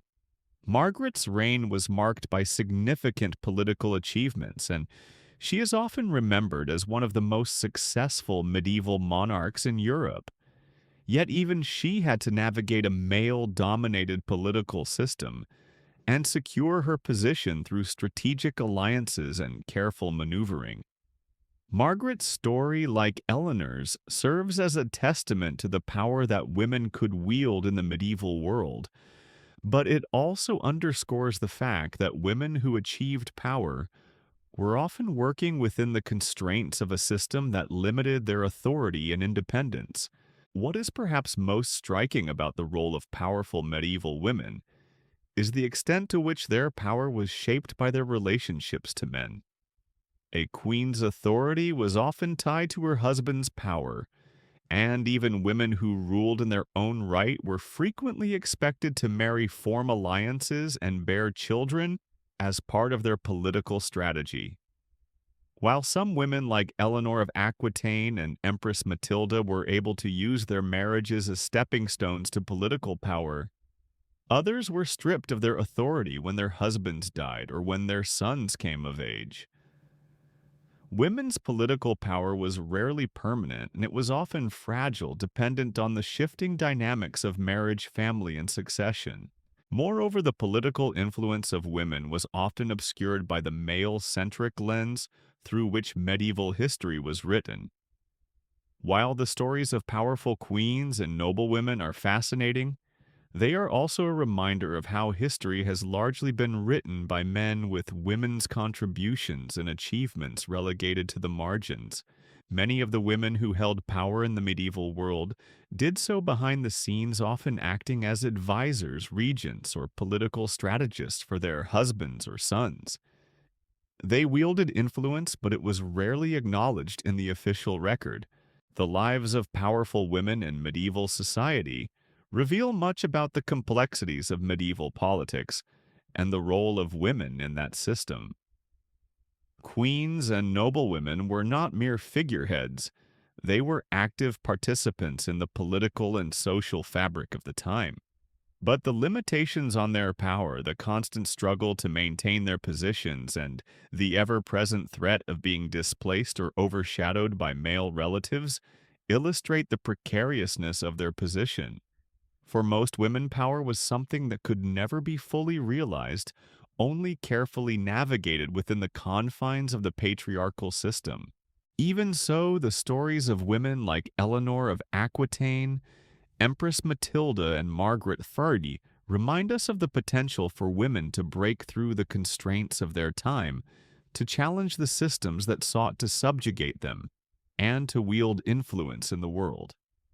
They may have been the exceptions, but their stories show us that women in medieval society were not just passive figures.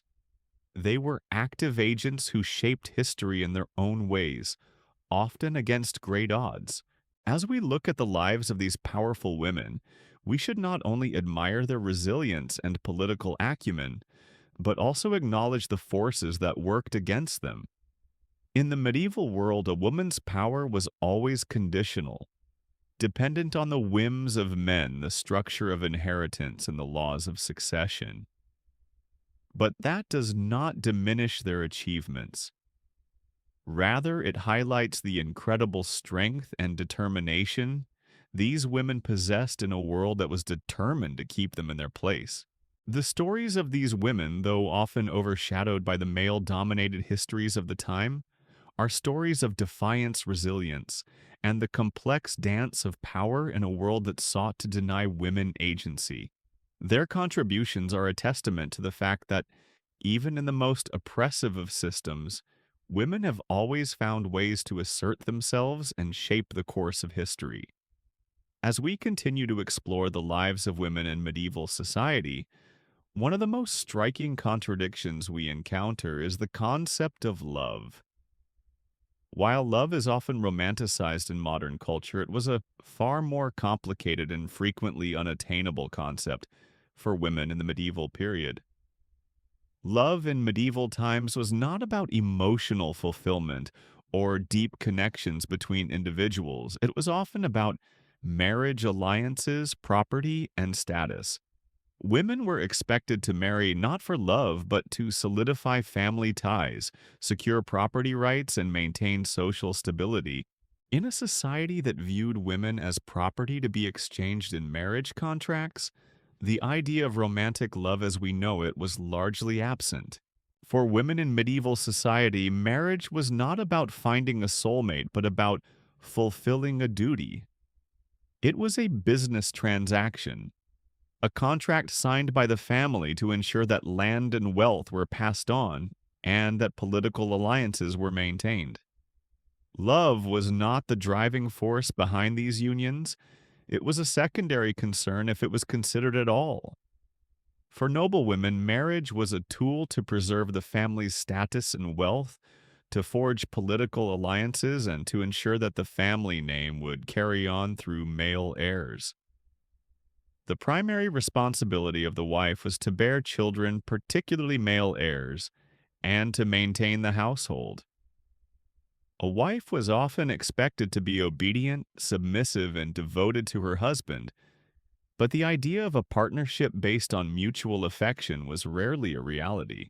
In the case of peasant women, love played an even smaller role in their marriages. These women were often married off at a young age, and their lives were consumed by the labor required to maintain the household and work the land. They were expected to bear children and support their husbands with little opportunity for personal choice or romantic fulfillment. The focus was entirely on survival, on ensuring the continuation of the family and its livelihood. Love as an ideal was a luxury that few could afford.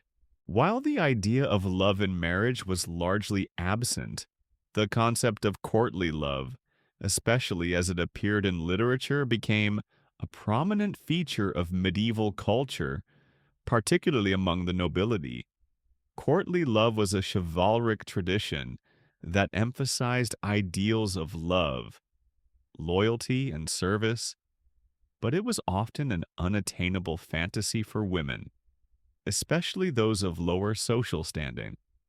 Courtly love was about the pursuit of an idealized and unattainable love, often between a knight and a lady, and was frequently expressed through poetry songs and elaborate gestures. However, courtly love was rarely about real romantic relationships. It was more about the ideal of love than love itself. In many cases, it was a kind of spiritual or intellectual pursuit, rather than a physical or emotional connection. While courtly love was a prominent feature of literature and aristocratic culture, it did little to impact the lives of most women in medieval society. Women in the medieval period, particularly those from the lower classes, were often excluded from the chivalric ideals and romanticized notions of love. They were expected to marry for practical reasons, not out of love, and their relationships with their husbands were typically shaped by social and economic concerns rather than emotional connection. Marriage was about fulfilling familial and societal expectations, and any idea of personal fulfillment or romantic connection was often secondary, if not completely irrelevant. However, the gap between the idealized vision of courtly love and the reality of marriage for most women created a dissonance that is palpable in many of the stories and documents of the time. Women, even those of the upper classes, might have longed for romantic love, but often found themselves trapped in marriages that were more transactional than emotional. The concept of love, as we understand it today, based on emotional connection, personal fulfillment, and equality, was not the dominant model in the medieval world. Instead, women's worth was defined by their ability to fulfill the roles expected of them in marriage as mothers and as caretakers of the home. While marriage and love were often about societal duties, there were exceptions to this pattern, though they were rare. Some women, particularly those in noble circles, managed to carve out spaces for themselves where they could experience genuine affection and companionship.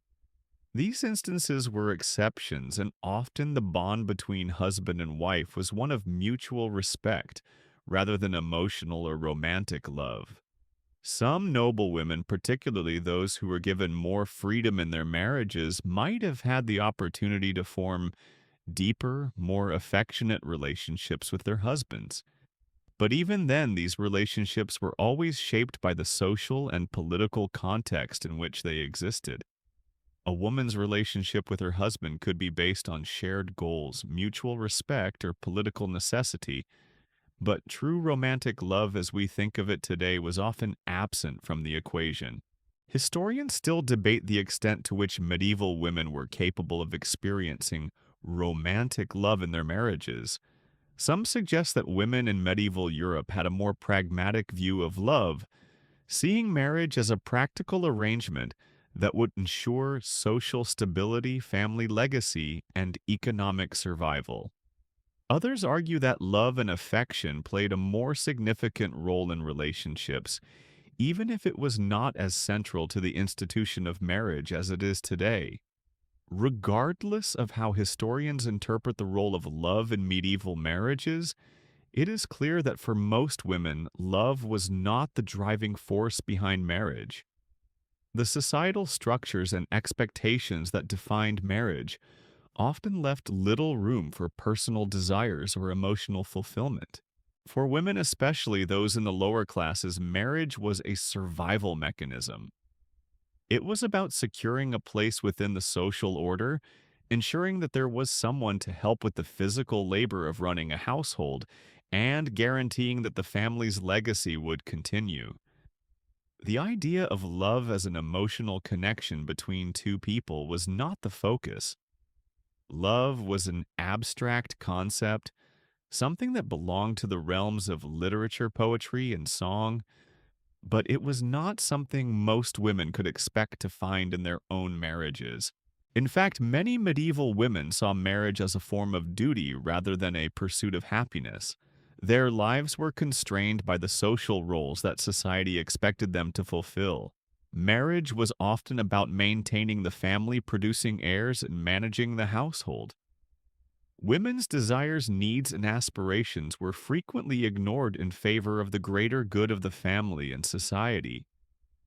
Even the concept of personal happiness or romantic fulfillment was secondary to the role women were expected to play in their marriages and families. Despite these challenges, there were women who did experience love in its most genuine and tender form. Women who defied the societal norms, women who chose their partners, and women who broke away from the rigid constraints of arranged marriages could sometimes find real emotional connection. These stories, though rare, are particularly poignant because they represent the hope that even in a society that denied women control over their marriages, there was still room for affection, connection, and intimacy. Yet the stories of romantic love that we often associate with the medieval period are more often than not the stories of men. The knights and the ladies of the court, the lovers whose tales were immortalized in literature, were almost always men in search of women to woo, to win, and to love. The women in these stories, however, were not often the ones doing the pursuing. They were passive figures, either idolized or placed on pedestals to be admired from afar, but rarely given agency in the story. The vast majority of medieval women, especially those who were not of noble birth, had no place in these stories. They were left to fulfill their roles as wives and mothers, their romantic desires unspoken and unfulfilled. Despite the absence of true romantic love in the lives of most medieval women, there were instances where women found ways to assert their agency in matters of the heart. Some women, particularly those in higher social strata, chose to defy their families' wishes and marry for love, even if it meant sacrificing their status or wealth. These women, while few in number, represent the human desire for emotional fulfillment, even in a time when such desires were often secondary to social expectations. Historians still debate whether medieval women had more freedom to choose their partners than we might assume. Were they trapped in loveless marriages out of necessity? Or did some women experience genuine affection for their husbands? What is clear is that the medieval world, with its strict rules of conduct and its focus on duty, left little room for women to marry for love, at least not in the way we think of love today. The concept of love then in the medieval world was tied to the idea of duty survival and political necessity. It was something that existed mostly in the realm of the ideal and unattainable dream for most women. For the vast majority of medieval women, love was a luxury they could not afford. They were expected to fulfill their roles in marriage, bear children, and support their husbands without the emotional connection that we often associate with modern relationships. As we continue to examine the lives of medieval women, we can see that the idea of love was deeply influenced by the constraints of the time. While some women did experience romantic love, it was often outside the boundaries of the societal expectations that governed their lives. The stories of medieval women and their relationships offer us a window into a time when love was not a personal choice but a societal expectation, a time when duty and survival were paramount and personal desires were often left to wither. As we continue to explore the lives of medieval women, one of the most critical areas of inquiry is the lack of formal education and the barriers that prevented women from accessing knowledge and intellectual growth. Education in the medieval world was largely reserved for men, particularly those of the nobility, clergy, and merchant classes.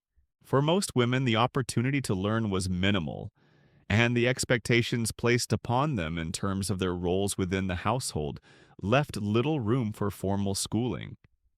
In many ways, medieval women were denied the right to develop their minds to explore ideas and to engage with the intellectual world. The educational landscape for women in medieval Europe was marked by significant gender disparities.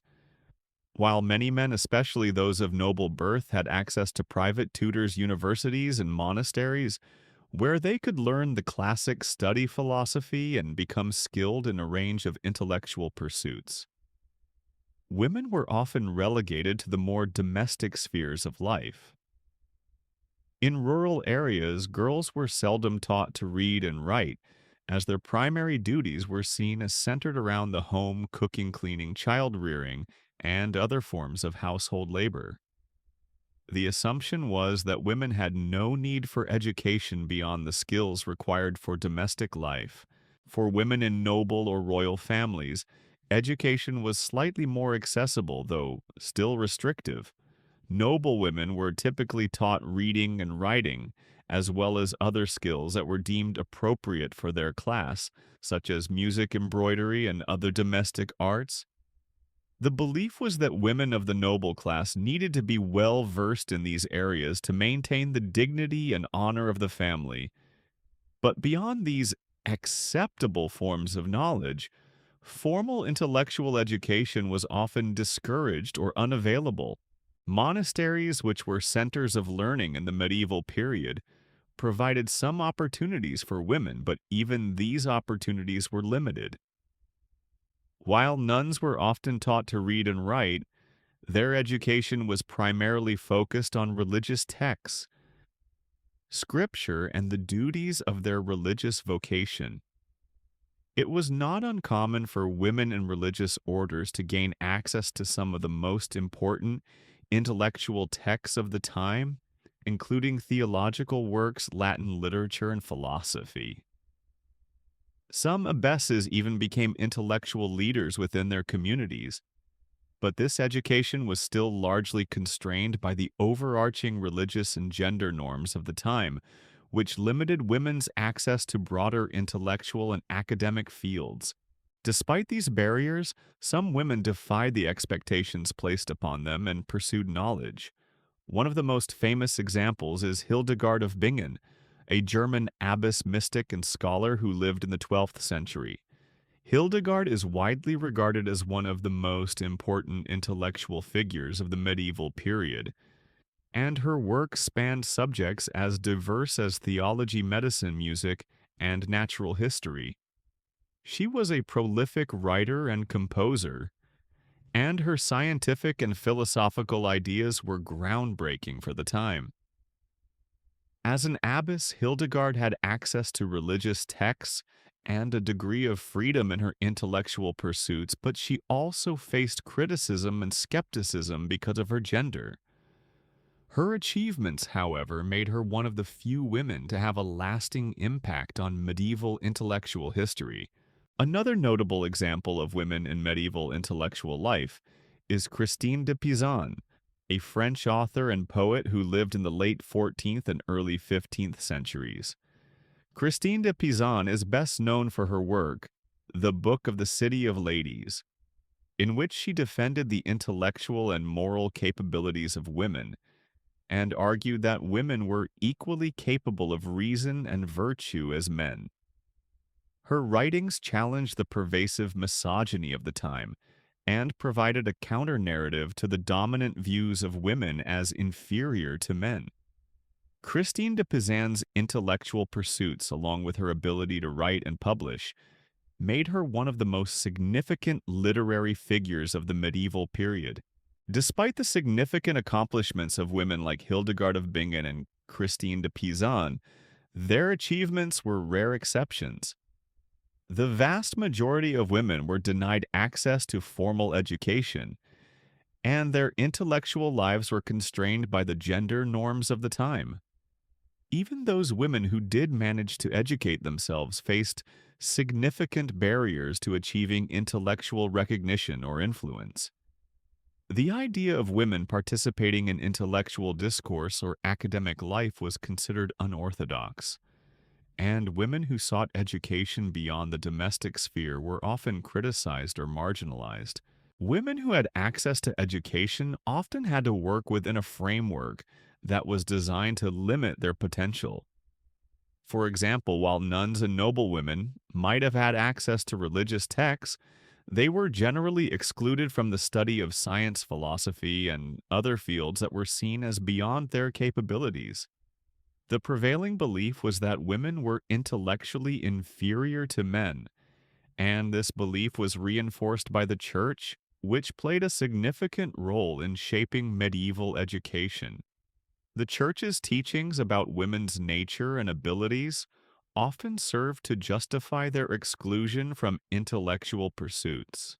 Women were seen as more suited to domestic roles and less capable of engaging in rational thought or intellectual inquiry.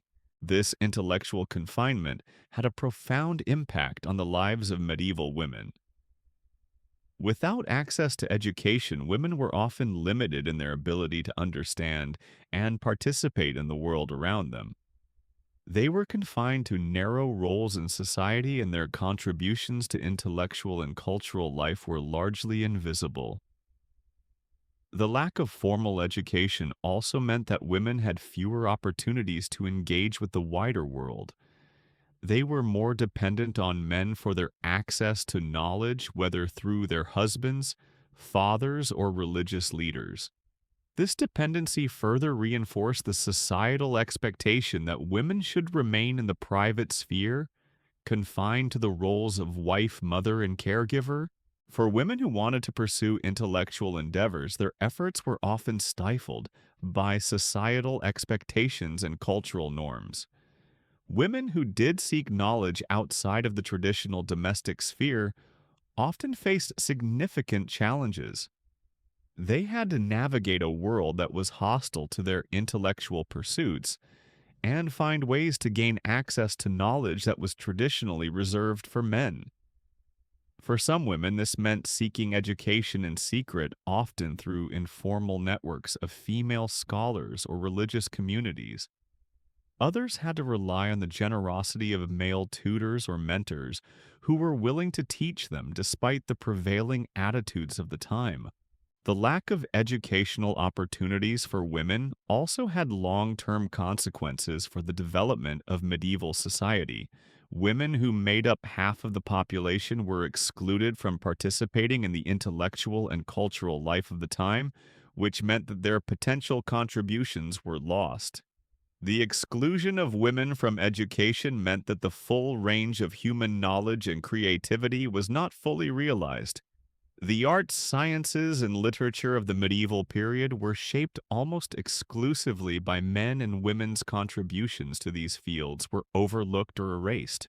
Historians still debate the extent to which medieval society was intellectually and culturally impoverished, by the exclusion of women from education.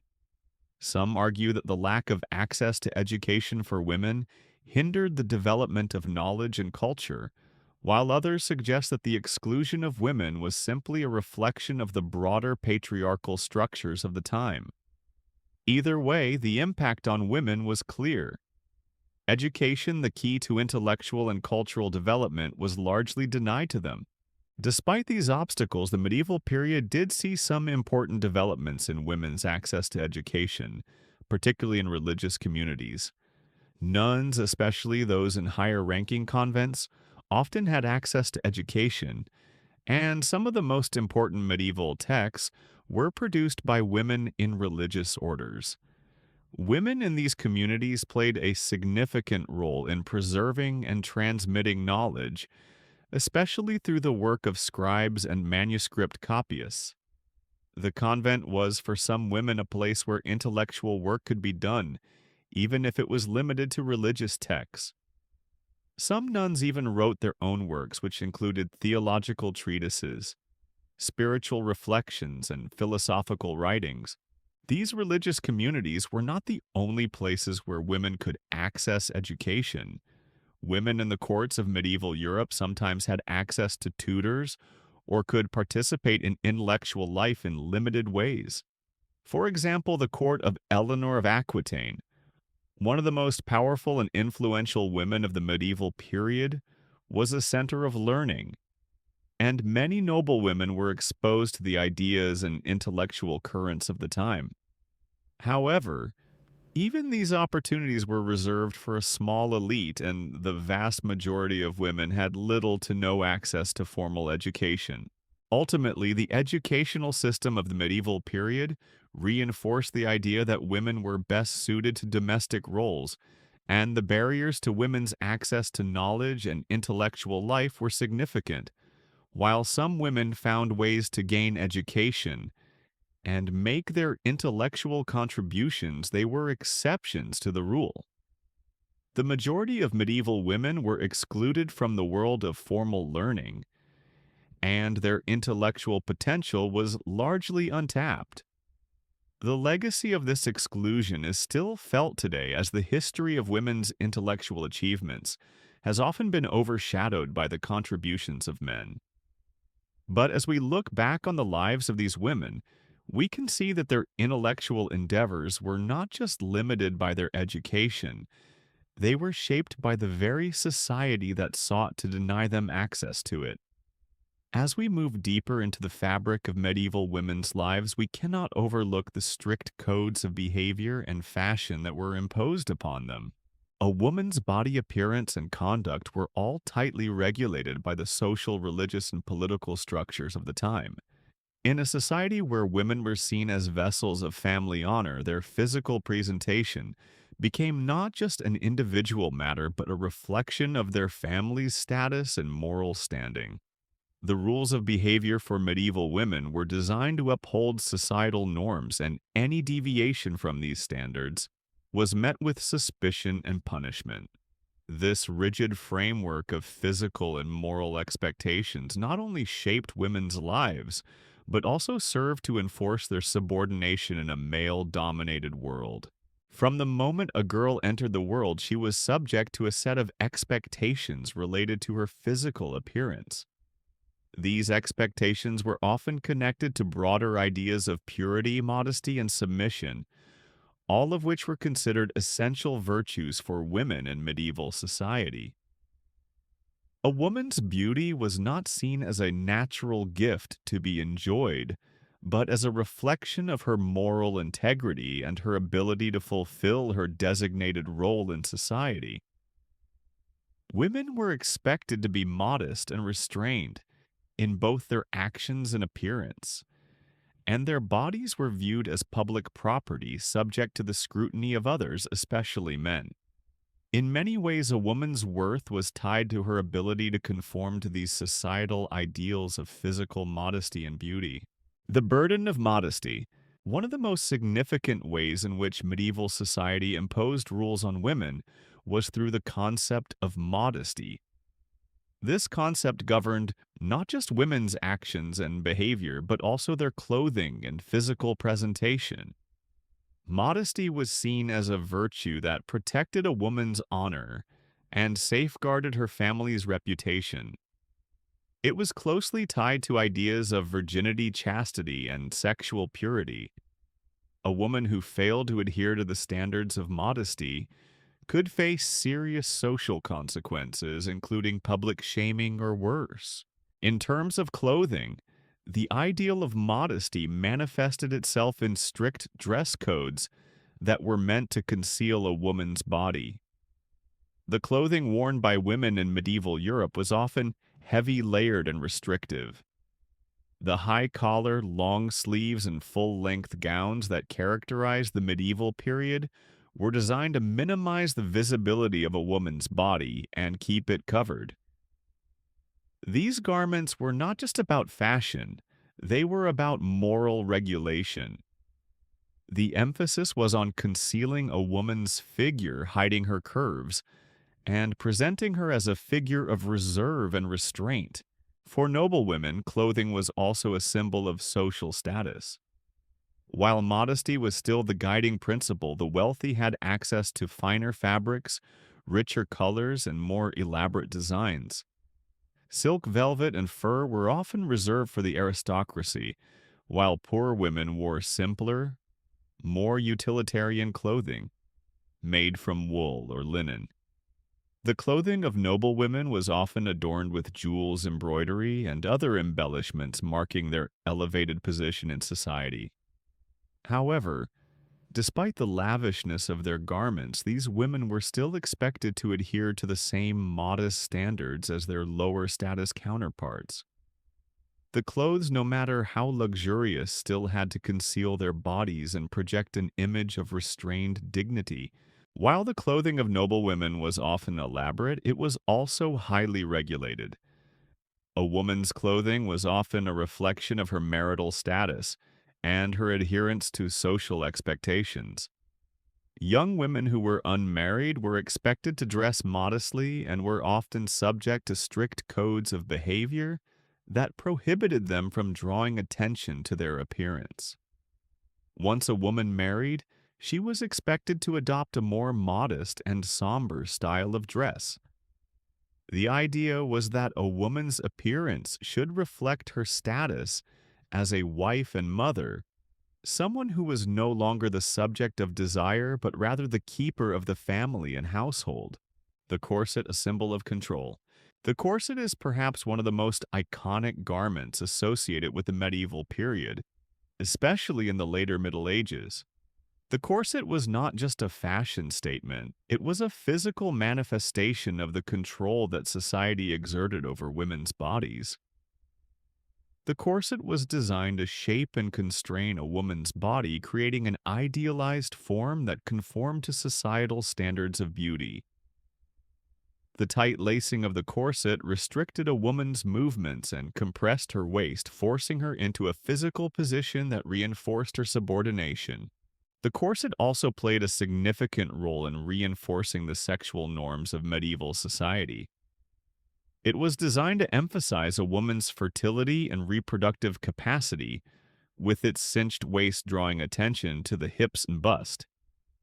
In this way, the corset became a symbol not just of modesty, but of a woman's role in society as a mother and wife. It was a garment that physically restricted women's movement, making it difficult for them to engage in physical labor or even move freely, but it also highlighted their role in reproduction and domesticity. For women of the upper classes, the corset was a symbol of their wealth and status, as it required the use of fine materials such as silk or brocade and could be highly decorative. It was also a marker of their submission to the norms of femininity and modesty. Women of lower classes who had to work in the fields or in domestic service had less access to such luxury garments. Instead, their clothing was more practical, designed for mobility and function, but it was still expected to conform to the broader standards of modesty and restraint. The corset was not the only garment that restricted women's movement. In addition to the corset, women's clothing often included layers of petticoats, skirts, and dresses that were designed to be heavy and cumbersome. The ideal medieval woman was not one who moved freely and independently, but one who was physically contained and restricted. These physical restrictions were not just a matter of fashion, they were a reflection of the social constraints placed on women in medieval society. Women's bodies were not their own, they were seen as vessels to be controlled and regulated by the forces of society, religion, and politics. Religious and social expectations, the moral framework. In addition to the strict rules of fashion and appearance, medieval women were also expected to adhere to an extensive moral code. This moral code was shaped by both religious doctrine and societal expectations. The church played a central role in defining what was acceptable behavior for women, and it was the primary institution responsible for enforcing these rules. Women were taught that their primary duty was to be obedient to their fathers, husbands, and the church. They were also expected to be modest, humble, and chaste virtues that were seen as the foundation of their moral character. The concept of virginity was central to medieval notions of female morality. A woman who was a virgin was seen as pure and untainted, someone who could be married off to a man without the burden of a past. Virginity was not just about physical chastity, it was about spiritual purity. Women were expected to guard their virginity and to protect their honor at all cost. In fact, a woman's honor was often linked to her physical appearance, and any deviation from the strict codes of behavior was seen as a moral failure. For women who were married, their moral worth was tied to their role as wives and mothers. They were expected to be faithful to their husbands, to raise children, and to manage the household. The ability to produce male heirs was seen as one of the most important duties of a woman, and failure to do so could result in public shame or even divorce. Women were not just expected to fulfill their domestic roles, they were expected to do so with grace, humility, and complete devotion to their families. The Church's teachings on morality and women's behavior were reinforced by social norms that placed a high value on women's chastity, modesty, and submission. Women who defied these norms were often labeled as loose immoral or even witches. Any woman who stepped outside the boundaries of acceptable behavior risked being ostracized from society. For women who were already confined to the private sphere, the consequences of stepping outside the accepted norms were often devastating. The appearance of female power and the enforcement of female submission. Even in moments when women did manage to assert power, whether in the household, the court, or the church, they were still constrained by the expectations of femininity and modesty.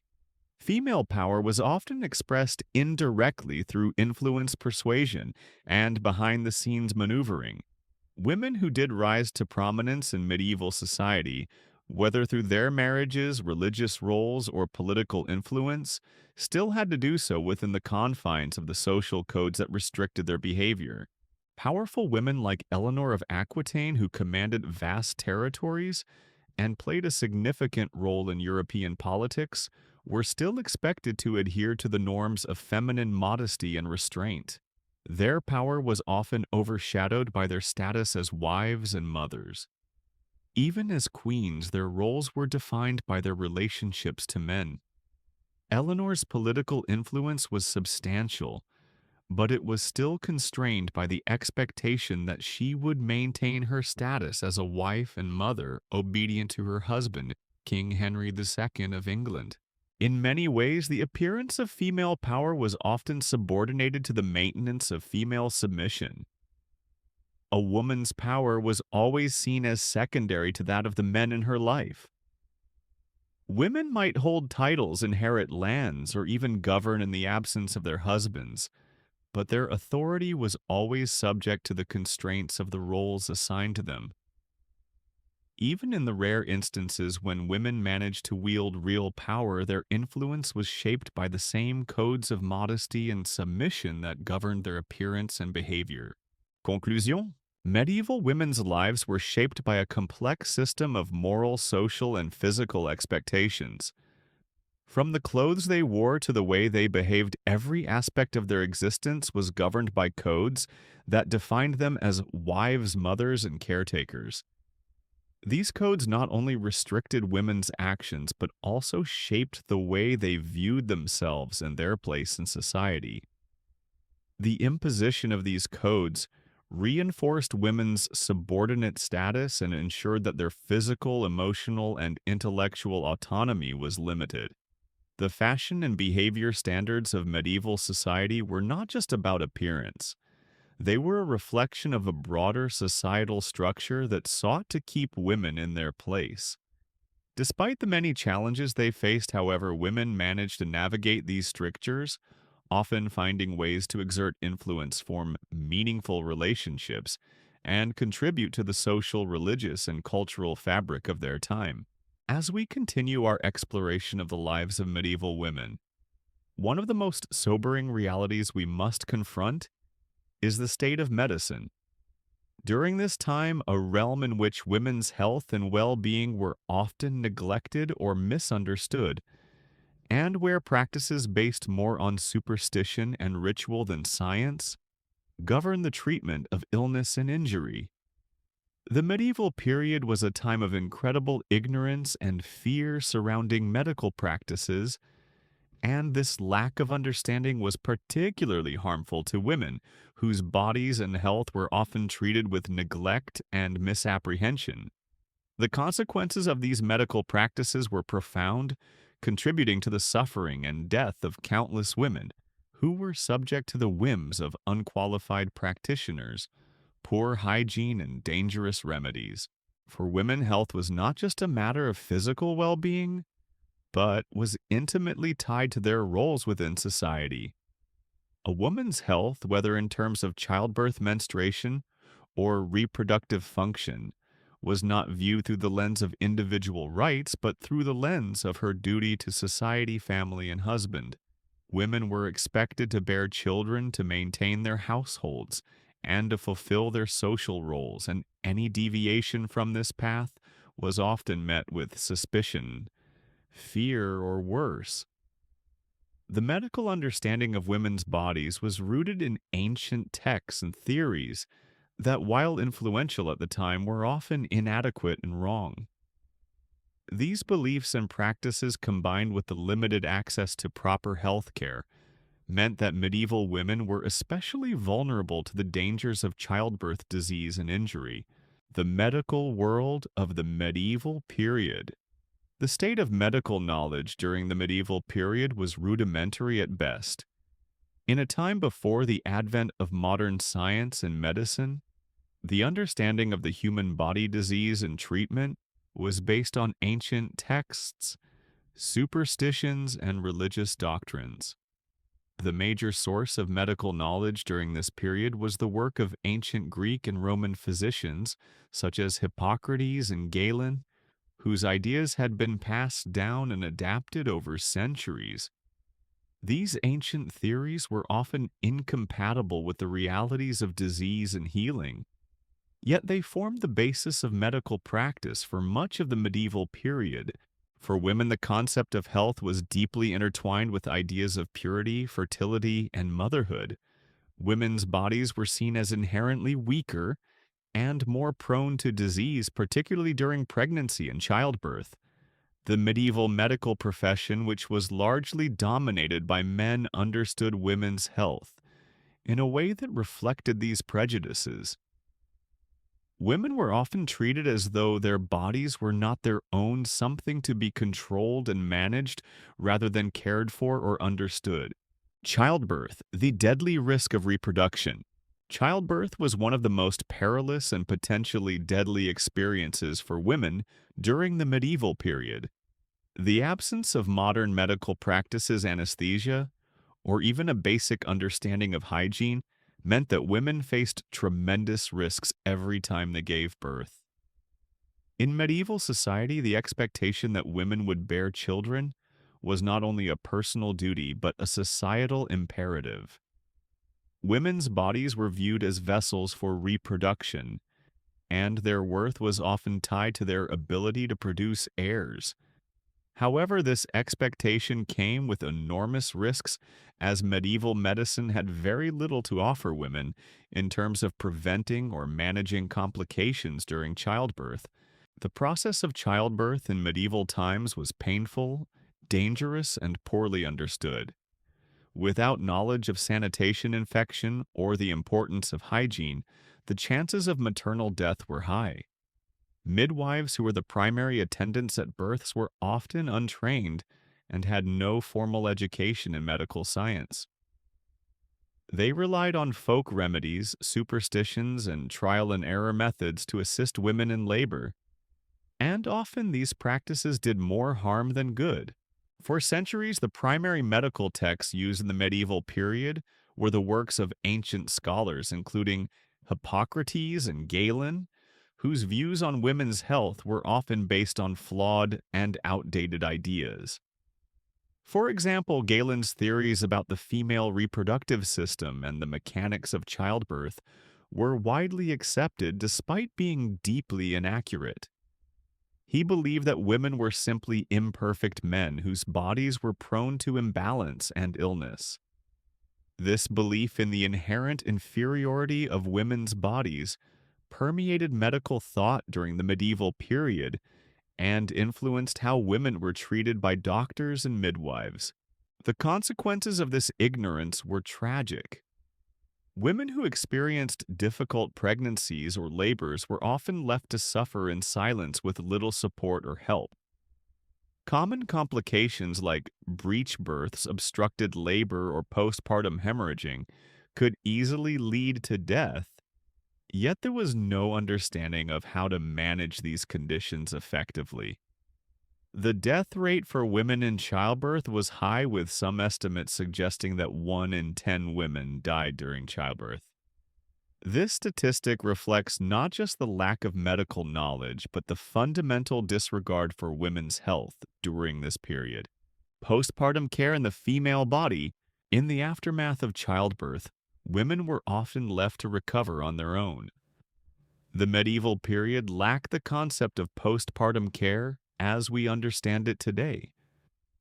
Once the baby was born, the woman's care was largely left to chance. If she survived the birth, she would be expected to resume her domestic duties quickly, often within days or weeks without any real assistance or recovery time. In many cases, women were expected to return to household labor almost immediately without any consideration for the toll childbirth had taken on their bodies. The physical effects of childbirth were often long-lasting. Women who experienced difficult birth could suffer from chronic pain, pelvic injuries, or incontinence, and there was little understanding of how to treat or manage these conditions. In some cases, women were left with lifelong disabilities or health complications as a result of childbirth. The physical trauma of birth was often ignored, and the emotional toll it took on women was even less acknowledged. The medieval world had little concept of mental health, and the emotional and psychological consequences of childbirth, such as postnatal depression, were largely unrecognized. For many women, the pain and suffering of childbirth were compounded by the idea that they were expected to keep their discomfort and suffering to themselves. In a society that viewed women's bodies as vessels for reproduction, there was little room for women to express their pain or seek help. The ideal medieval woman was supposed to endure hardship without complaint. Her body, while revered for its ability to reproduce, was not seen as worthy of care or consideration beyond its reproductive function. Medical superstition and misunderstanding of women's bodies. In addition to the lack of medical knowledge and understanding of childbirth, women's health was often influenced by medieval superstitions and beliefs. Medical practices were deeply rooted in religious and magical thinking, and the female body was frequently treated with a combination of fear, reverence, and misunderstanding. The medieval period was filled with various superstitions about the female body, many of which were linked to religious and cultural beliefs. For example, women's menstrual cycles were often seen as something mysterious and potentially dangerous. Menstruation was considered to be a form of impurity, and women were often isolated or excluded from certain activities during their periods. The belief in the dangerous nature of menstruation led to various rituals and practices aimed at managing or avoiding the perceived negative effects of menstruation. Women were warned to avoid certain foods or activities during their periods, and some even believed that menstruating women could curse crops or cause illness in others. The belief in the inherent danger of women's bodies extended beyond menstruation and childbirth. The concept of female hysteria was prevalent during the medieval period, with women often being labeled as mentally unstable or emotionally irrational. Many women who exhibited symptoms of depression, anxiety, or other emotional distress were often dismissed as being hysterical or suffering from a moral failing. These women were often subjected to harsh treatments, including confinement to religious institutions, exorcisms, or other forms of punishment. The lack of understanding of mental health, particularly in women, led to the mistreatment and abuse of countless women throughout the medieval period. The role of religion in women's health. The medieval church played a major role in shaping attitudes toward women's health and bodies. Catholic doctrine emphasized the idea that women's bodies were morally inferior to men's and that they were inherently more prone to sin and impurity. The church viewed women's reproductive functions as both sacred and dangerous, and this view influenced the way women's health was understood and managed. For example, the church's teachings on sexuality reinforced the idea that women's bodies were only valuable insofar as they could bear children. Women were expected to remain sexually pure until marriage, after which they were expected to bear children and maintain the household. The religious emphasis on women's reproductive roles also led to the widespread belief that women's suffering in childbirth was a divine punishment. Women who experienced complications during childbirth or who died in the process were often seen as paying the price for the original sin of Eve. The belief that women were inherently flawed and that their suffering was a form of divine punishment shaped medieval attitudes toward women's health and bodies. Women who sought medical treatment for their reproductive issues were often treated with suspicion or deemed to be violating divine will. In many cases, the medical community simply ignored the pain and suffering of women, attributing it to divine punishment or moral failing. Conclusion: a legacy of neglect. The state of women's health in the medieval period was marked by a legacy of neglect, misunderstanding, and suffering. Women's bodies were viewed through a lens of reproduction with little regard for their overall health or well-being. Childbirth was a deadly risk, and women had little access to medical care or support during pregnancy, delivery, or recovery. The physical and emotional toll of childbirth was often ignored, and women's health was secondary to their roles as wives, mothers, and caretakers. The combination of poor medical knowledge, superstition, and religious doctrine contributed to the suffering of countless women throughout the medieval period. While some women found ways to defy these constraints and assert their own agency, the overwhelming majority were left to endure the hardships of childbirth disease and injury without adequate support. The legacy of medieval medicine continues to shape our understanding of women's health, reminding us of the importance of care education and empathy for women's bodies and their well-being. As we reflect on the lives of medieval women, we must not forget the toll that the ignorance of their health and the neglect of their needs took on their bodies and minds. The medieval period may have been a time of profound challenges for women, but it also set the stage for the gradual progress in women's health and rights in the centuries to come. The struggles of medieval women remind us of the importance of advocating for women's health, ensuring that their bodies are respected and their voices are heard. In the medieval world, a woman's life was in many ways defined by her connection to the men around her, particularly through the institution of marriage and the expectations surrounding her role within the family and society. Marriage was not simply a personal choice, it was a social, economic, and political contract. The medieval period saw the development and entrenchment of the dowry system, a practice that would come to shape women's status relationships and autonomy for centuries.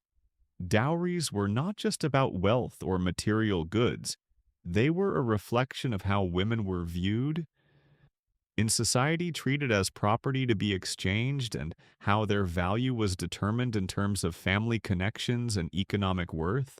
For women, the dowry was more than a gift or a financial arrangement. It was, in essence, the price for securing a marriage, a transaction that often marked the beginning of a woman's new life as a wife and mother. The dowry was often the sum of a woman's inheritance, or the wealth brought by her family, typically in the form of land, goods, or money, given to the husband at the time of marriage.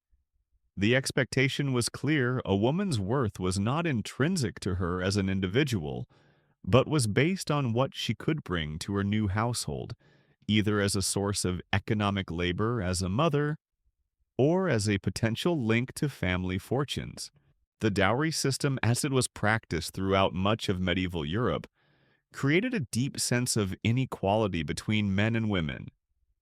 For the vast majority of women, especially those of lower social rank, the dowry was not something they had any control over or choice in. It was an arrangement largely determined by their fathers and male guardians, who negotiated the terms of the dowry in exchange for securing a marriage alliance. Even for noble women who may have had more wealth and property to offer as a dowry, the nature of the arrangement was one that treated them as little more than objects of exchange. These exchanges were often vital to the wealth and power of the family, as marriage alliances played a crucial role in the acquisition of land and influence. For women, the dowry was a double-edged sword. On the one hand, it was essential to their social standing and could offer financial security in their new marital home. On the other hand, the dowry was a mechanism that reinforced the notion that women were tied to the economic and social status of their families. A woman's ability to make decisions about her future or to navigate the marriage market was dependent on the wealth and status of her family, and even once married, she had little control over the dowry as it was typically managed by her husband. For many women in medieval Europe, especially those who came from poorer families, the dowry could represent a tremendous burden. The arrangement often placed immense pressure on families to provide a dowry that could secure a good marriage for their daughters. This was particularly true in more rural or economically constrained areas where the dowry could be a matter of life or death for a woman's future. In some cases, families would go into debt or sell land to provide a dowry for their daughters, knowing that it was the key to securing a marriage with a man of means. These financial pressures sometimes led to early marriages, as the family sought to provide a dowry before the girl reached an age where marriage prospects might decline. The practice of dowries was not limited to just the noble and wealthy classes. It was also deeply entrenched in the lives of peasants and the working classes. For peasant families, the dowry was often less about money and land and more about practical considerations such as animals, tools, or other goods that could help a young couple set up a household. Still, for women in the lower classes, the dowry system meant that they were often seen as little more than a commodity to be exchanged for a financial or agricultural gain. Women who were unable to bring a substantial dowry to the marriage were sometimes left without viable suitors, or if they were married without one, were often relegated to the lower rungs of society. The dowry system also reinforced the idea of a woman's social value being linked directly to her reproductive capabilities and her ability to bear children. The primary function of a woman in the medieval period was to bear heirs, particularly male heirs, and the dowry system was structured around this idea. In some cases, the value of the dowry was influenced by a woman's ability to produce children or manage a household, reinforcing the belief that women's worth was tied to their ability to fulfill these societal expectations. This was particularly evident in noble families where the production of a male heir was seen as the most important role a woman could play. For women, the lack of control over their dowries was a reminder of their limited agency within the marriage system. Once the dowry was handed over to the husband, it often became a form of control over the woman herself. A husband's control over the dowry gave him considerable authority over his wife. And even though women were often considered the managers of household affairs, their autonomy was limited by the financial structures that governed their lives. Women's roles within the household were often determined by the wealth and resources provided through the dowry, leaving them with little say in their own lives. In some cases, the dowry system led to conflict between men and women, particularly when disputes arose over the distribution or control of the dowry. Some women, particularly those in higher social classes, found themselves in a difficult position when their husbands squandered their dowries or used them for purposes that were not in line with their expectations. If a husband failed to live up to his obligations in managing the dowry, or if he mistreated the woman's wealth, it could result in legal disputes or even divorce.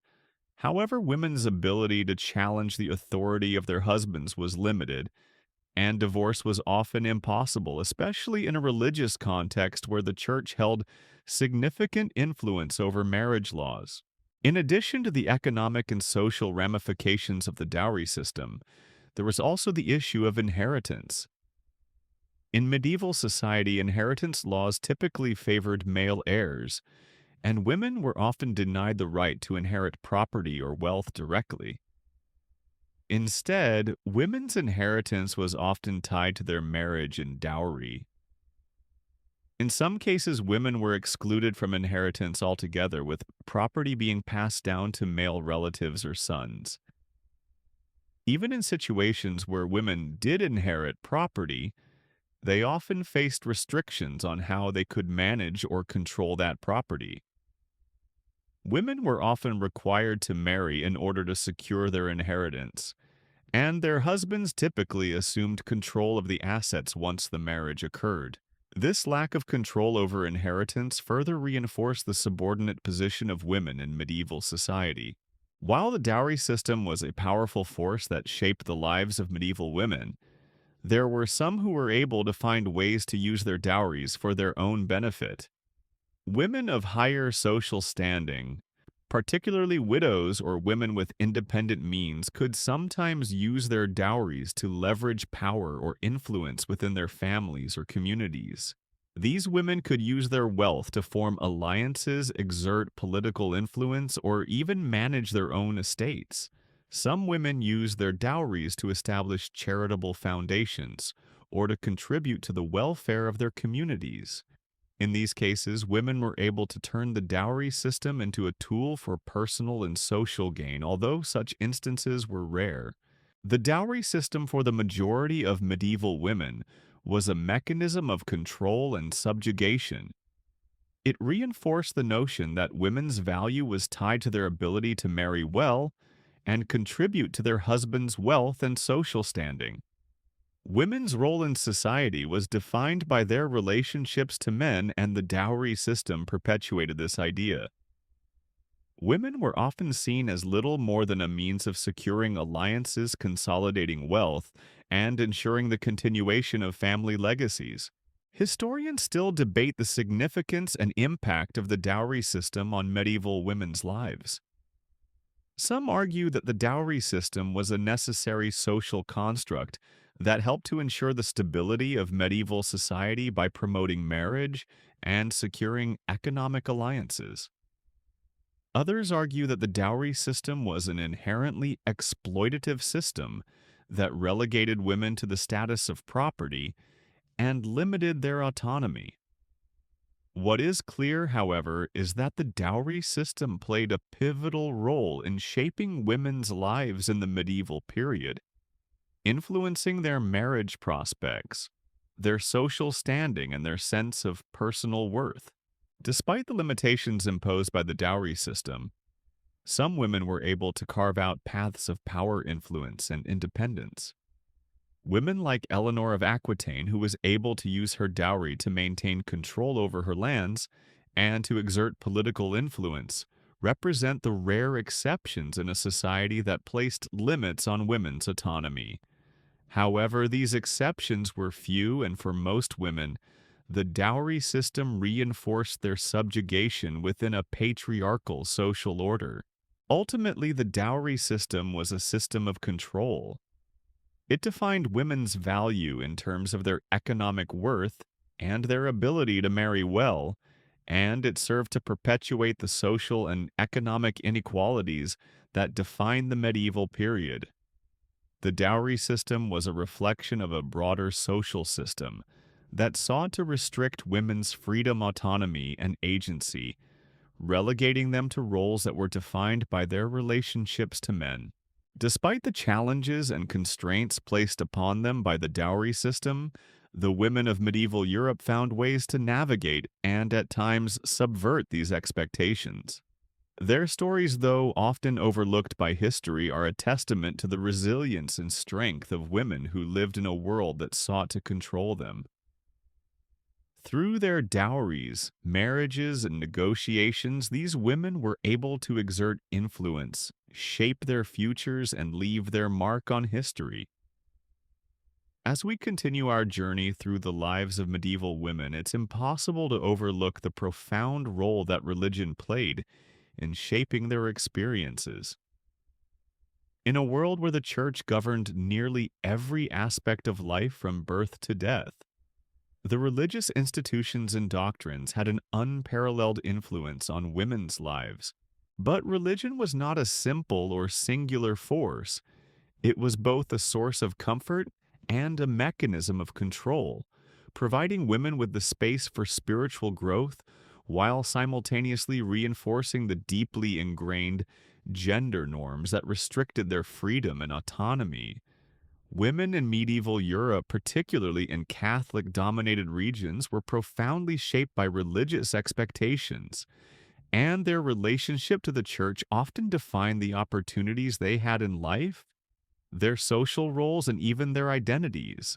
The church and the control of women's bodies. In medieval Europe, the Catholic Church was the dominant institution that shaped nearly every aspect of social, cultural, and moral life. For women, religion was both a guiding light and a restrictive force. The Church taught women to view their bodies as instruments of divine purpose, particularly in the context of reproduction. A woman's body was not hers to control, rather it was seen as a vessel for procreation and a means of serving God. This view of the female body, deeply embedded in Christian doctrine, led to the creation of a rigid moral code that governed every aspect of women's lives. One of the most defining aspects of this moral code was the concept of chastity.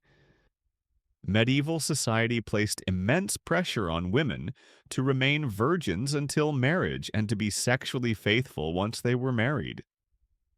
Chastity was considered a virtue, and the loss of virginity outside of marriage was seen as a moral failure. The Church reinforced these ideals by teaching that women were more vulnerable to sin, more easily tempted, and less capable of controlling their desires than men. This belief contributed to the idea that a woman's sexual purity was essential to her identity and worth. For women, the notion of chastity was not just about personal virtue, it was a societal expectation. A woman's honor and reputation were often tied to her ability to maintain her chastity. The church's teachings on women's bodies were grounded in the belief that women were morally weaker than men.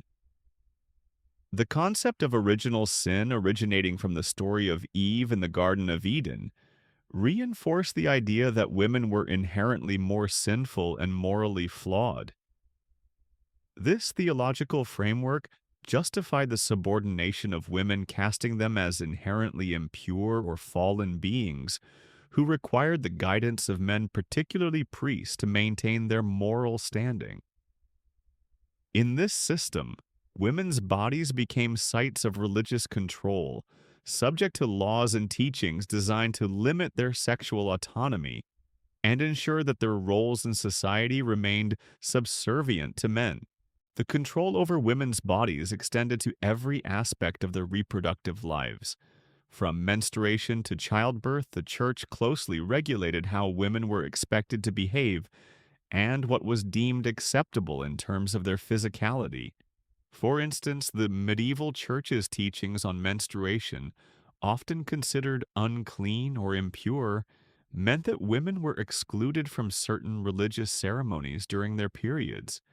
Women were taught to view their bodies, particularly during menstruation and childbirth, as sources of impurity that needed to be contained and hidden from public view. This view of menstruation as unclean reinforced the idea that women's bodies were inherently flawed and in need of religious regulation. Religious life as an escape. Nuns and convents.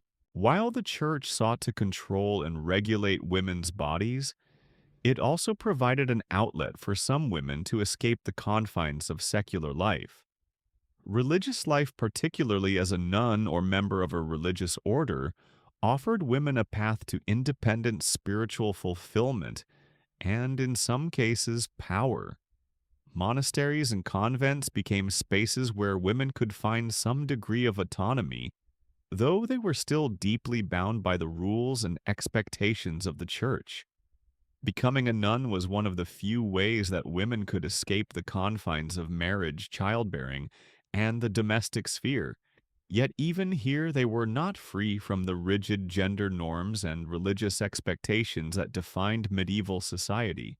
Nuns, particularly those in higher-ranking convents, had access to education, religious texts, and spiritual practices that were largely unavailable to secular women.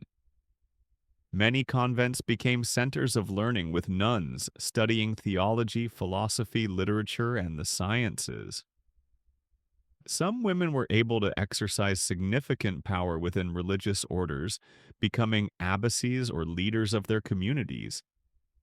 Abbesses in particular had authority over the convent's property, finances, and organization, and some were influential figures in the broader religious and political landscape. However, religious life for women was not without its own set of restrictions. Nuns were expected to live in strict seclusion, often away from the outside world, and their lives were dedicated to prayer service and contemplation. In some cases, nuns were cut off from the community, their voices stifled, and their work limited to religious duties. The church's teachings on women's roles in religious life reinforced the idea that a woman's place was in the service of God, her physical and intellectual potential subsumed by the institution that defined her life. While some women found spiritual fulfillment in religious orders, others felt trapped in convents where their autonomy was still severely limited by the patriarchal structure of the church. The role of women in religious education. Despite the limitations placed on women's intellectual life, some women in the medieval period were able to carve out spaces for themselves as scholars, theologians, and writers. Nuns in particular had access to religious texts, and some became highly regarded for their theological work. Women like Hildegard of Bingen, who was not only a mystic, but also a composer, writer, and naturalist, used her position in the church to make significant contributions to the intellectual life of her time. Hildegard's writings on medicine, theology, and natural science were groundbreaking, and her musical compositions were highly regarded as well. She is often seen as one of the few medieval women to have left an enduring legacy in the intellectual world. Another notable figure is Christine de Pizan, a French author and poet who, while not a nun, found a place for herself in the intellectual world, despite the constraints placed on women. Christine de Pizan is best known for her work, The Book of the City of Ladies, where she challenged the misogynistic attitudes of her time and argued for women's intellectual capabilities. Her work provided a voice for women in an era where their ideas were often dismissed or overlooked, and she was one of the first women in medieval Europe to support herself financially through writing. While women like Hildegard and Christine de Pizan were exceptional figures, their intellectual achievements highlight the potential of women's contributions to theology, philosophy, and the broader intellectual life of medieval Europe. Women's religious roles and spiritual power. Despite the limitations placed on women's intellectual and physical freedom, the Church also offered women a unique form of spiritual power. While they were excluded from the priesthood and from positions of authority within the Church hierarchy, women could exercise influence through their piety, mysticism, and religious devotion. Mysticism in particular became a space where women could experience a direct connection to the divine, bypassing the male clergy and establishing their own spiritual authority. Women like Julian of Norwich, who experienced profound mystical visions and wrote about her spiritual experiences, were able to assert their religious power in ways that challenged the traditional gender roles within the church. Women's religious roles, particularly as saints and mystics, allowed them to achieve a kind of influence that was unavailable to most women in the secular world. Saints like Saint Teresa of Avila and Saint Catherine of Siena were not just revered for their piety, but also for their spiritual leadership and moral authority. These women exercised significant influence within their religious communities and were often consulted for their wisdom and guidance. While their authority was rooted in their religious devotion, it also allowed them to transcend the rigid gender roles of the time, proving that women, even in a deeply patriarchal society, could assert authority in spiritual matters. However, it is important to note that the Church's emphasis on women's spiritual power was often intertwined with their role as dutiful wives, mothers, and caretakers of the family. The spiritual authority that women could achieve was frequently framed within the context of their roles as nurturers and caregivers, reinforcing the idea that women's power was best exercised within the confines of the family and the religious community. Religious persecution. The Inquisition and the persecution of women. While religion provided women with some space for power and autonomy, it was also a source of oppression and violence, particularly when it came to women who were perceived as deviating from the norms of social and religious behavior. The Inquisition, which sought to root out heresy, often targeted women for their perceived deviations from orthodox beliefs. Women who were suspected of witchcraft, religious dissent, or other forms of nonconformity were at risk of persecution, torture, and execution. Women were frequently accused of witchcraft for reasons that had nothing to do with actual sorcery. In many cases, women who lived alone were unmarried or possessed knowledge of herbal remedies were targeted as witches. The Inquisition, with its focus on rooting out heresy and maintaining religious orthodoxy, often used accusations of witchcraft as a tool to suppress women who were seen as threats to the established order. These women were labeled as dangerous, immoral, and subversive to the authority of the Church. The consequences of this persecution were devastating. Women were subjected to brutal interrogations and torture, often forced to confess to crimes they had not committed. The Inquisition's methods were cruel and inhumane, and many women died as a result of the torture or executions that followed. The witch hunts and the broader persecution of women during the medieval period represent one of the darkest chapters in the history of women's rights, as they were seen not just as religious or political threats, but as moral and physical threats to the established social order. Conclusion: Religion and the shaping of women's lives. The role of religion in medieval women's lives was both a source of empowerment and a mechanism of control. While women were often relegated to the domestic sphere and denied full participation in the intellectual and political life of society, they found ways to assert their spiritual power and influence within the confines of religious institutions. Women like Hildegard of Bingen, Christine de Pizan, and Saint Teresa of Avila proved that women, even in a deeply patriarchal society, could use religion as a means of asserting their authority. However, the Church's control over women's bodies, minds, and actions also limited their autonomy and perpetuated their subjugation. The religious doctrines of the medieval period reinforced the belief that women were morally weaker and more susceptible to sin than men.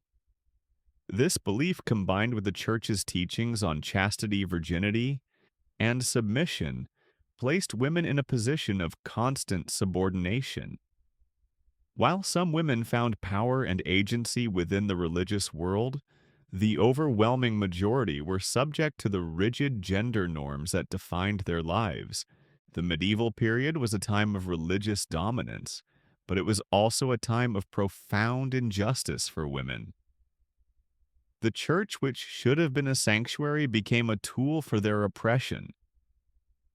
The legacy of this religious control continues to impact women's lives today, reminding us of the importance of advocating for women's autonomy, agency, and voice in all areas of life. As we reach the final stages of our exploration of medieval women's lives, we confront another powerful and complex aspect of their existence: the profound influence and struggles related to sexuality and gender roles. In the medieval period, women's sexuality was tightly controlled and monitored, and their sexual expression was often subject to societal and religious sanctions. While the male experience of sexuality was in many ways centered around desire and freedom, the female experience was more often one of repression, guilt, and submission. Sexuality in the medieval period was governed by a complex set of religious, social, and cultural norms that placed a heavy emphasis on chastity, modesty, and virginity. The Church played an enormous role in shaping medieval views on sexuality, and its teachings about women's bodies and their role in sexual relations created an environment where women's sexual desires were either repressed or viewed with suspicion. In this world, women's sexuality was rarely discussed openly. It was a subject marked by shame, silence, and the weight of moral expectations. The Church in particular held immense power over women's sexual lives, defining the boundaries of acceptable behavior and policing women's bodies with moral judgment. The Church and female sexuality. At the heart of medieval sexual norms was the Church's teaching on sin and morality. The Church saw sex as a necessary evil, something that was only to be engaged in within the bounds of marriage for the purposes of procreation. Anything outside of this premarital sex adultery or same-sex relations was viewed as a grave sin. Women in particular were often made to bear the brunt of the Church's condemnation of sexuality. In medieval Christian teachings, women were thought to be more susceptible to sin because of their perceived weakness and their role as the temptresses in the Garden of Eden. This religious framework shaped how women's sexuality was both understood and controlled. The Church's teachings on virginity were particularly significant in shaping the lives of medieval women. Virginity was considered one of the highest virtues a woman could possess, and women were expected to protect their chastity above all else. To be a virgin was to be pure, moral, and virtuous, and women's worth was often measured by their sexual status. Premarital sex was not only seen as immoral, but was often viewed as a direct threat to the woman's family's honor. Women who lost their virginity before marriage, especially if they were not able to marry afterward, were frequently ostracized. They were shamed, and their reputations were tarnished, leaving them vulnerable to social exclusion. For married women, the sanctity of the marriage bed was still subject to the church's scrutiny. Women were expected to be faithful, obedient, and submissive to their husbands.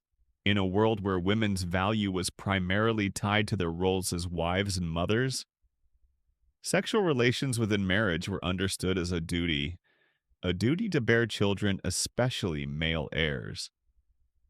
Sex was not about pleasure, intimacy, or mutual connection. It was about fulfilling one's role in society and producing heirs for the family. A woman's sexual function within marriage was directly linked to her ability to fulfill her societal duties. Therefore, any form of sexual pleasure or desire beyond procreation was regarded with suspicion and often disapproved of. Sexuality and the role of women in marriage was the primary institution in which medieval women's sexuality was confined. For most women, marriage was not about love or companionship. It was about fulfilling their societal duties. Women's sexuality within marriage was largely dictated by their husbands, who were given authority over their wives' bodies. In medieval society, a woman's body was considered the property of her husband, and sexual relations within marriage were seen as a woman's obligation. While men were encouraged to take lovers or concubines if they desired, women were expected to remain sexually faithful and submissive to their husbands. A wife's sexuality was not her own, it was a service to her husband and a means of maintaining the family's lineage. The expectation of sexual fidelity in marriage, while centered around women's behavior, was not without its contradictions. Men, especially those of noble birth, were often allowed more sexual freedom than women. The church's teachings on adultery often allowed men to take lovers or concubines without facing the same moral judgment that women faced for engaging in extramarital relations. This gender disparity meant that women were held to an impossible standard of sexual purity, while their husbands were allowed more leeway. This double standard only reinforced the idea that women were the gatekeepers of moral virtue and sexual propriety, while men were permitted to explore their sexual desires without the same level of consequence. The nature of sexual relations in medieval marriage also placed immense pressure on women to bear children, particularly male heirs. A woman's worth was often measured by her ability to produce offspring, and her reproductive function was her primary role within marriage. The pressure to bear children, especially male children who would inherit family wealth and land, was immense. A woman who failed to produce a child, or worse, a male heir, could face the wrath of her husband, and in some cases even face the possibility of divorce. Women's sexual and reproductive lives were tightly monitored, and failure to meet these expectations often led to guilt, shame, and social ostracism. While men's sexual freedom was often unquestioned, women's sexual expression was strictly controlled. Women were expected to find fulfillment in their roles as wives and mothers, and any deviation from these roles was met with punishment. For women who did not marry, their sexual lives were especially scrutinized, as they were seen as out of control, immoral, or deviant. The medieval world, with its strict codes of sexual behavior, left little room for women to explore their own desires, passions, or sexual agency. For the vast majority of women, their sexual lives were dictated by religious and social norms, and their desires were subordinated to the needs and expectations of their families and society. Virginity and the idealization of female purity. In the medieval period, virginity was not only a virtue, but also an ideal that women were expected to embody throughout their lives. Virginity was seen as a state of purity, moral righteousness, and sanctity. For women, maintaining their virginity until marriage was not just a personal choice, it was a social expectation that carried profound moral weight. A woman's virginity was directly tied to her value in society, and it was a reflection of her worth as a wife and mother. The pressure to remain a virgin until marriage was immense, and women who failed to meet this standard were often cast aside, shamed, and stigmatized. In some instances, virginity was so highly valued that it became an idealized concept in itself, unattainable for many but still revered as the highest moral state for women. Women who remained virgins were often seen as particularly holy or close to God, and their virginity became a symbol of their purity and virtue. Female saints, for example, were often depicted as virgins who had preserved their chastity as a sign of their devotion to God. These saints were celebrated and revered, and their purity was often viewed as a form of spiritual power. The focus on virginity, however, created a world of intense pressure for women to maintain their purity, often at great personal cost. Women who failed to preserve their virginity faced serious consequences both socially and personally. Premarital sex was heavily stigmatized, and women who were found to have lost their virginity outside of marriage could face severe consequences. These women were often forced into marriages or in some cases subjected to punishment or public shaming. The expectation that women should remain virgins until marriage was a powerful force that shaped women's lives, and it served to perpetuate their subordination by turning their bodies into sites of moral and religious scrutiny. Marriage, motherhood, and the subjugation of women's sexuality. While virginity was idealized once women entered marriage, their sexuality was no longer seen as a moral issue. It became a functional necessity. A woman's sexuality after marriage was not about love or desire. It was about fulfilling her duties as a wife and mother. The marriage bed was seen as the place where a woman could express her sexuality, but only within the confines of her marital duties. Her body was not her own. It was a means of procreation and service to her husband. The expectation to bear children, especially male heirs, was the driving force behind the sexual relationship in marriage. In this framework, the concept of sexual pleasure for women was almost entirely absent. This sexual contract defined by procreation placed immense pressure on women's bodies. Women were expected to bear children, and their value in society was closely tied to their ability to do so. The pressure to have children, particularly male heirs, could be overwhelming, and failure to produce an heir was often seen as a personal failure. In some cases, women who were unable to bear children were divorced or left vulnerable in their social and familial roles. The importance of motherhood and the role of women as mothers defined their sexual lives while their own desires and personal satisfaction were secondary. Sexuality for women in medieval Europe was often a matter of duty. It was about fulfilling a role and meeting societal expectations, not about personal fulfillment. Women's sexual autonomy was suppressed by religious, social, and cultural norms that defined their worth in terms of their ability to reproduce and serve their husbands. A woman's sexuality, whether within marriage or outside of it, was heavily policed, and any deviation from the prescribed norms was met with punishment or exclusion.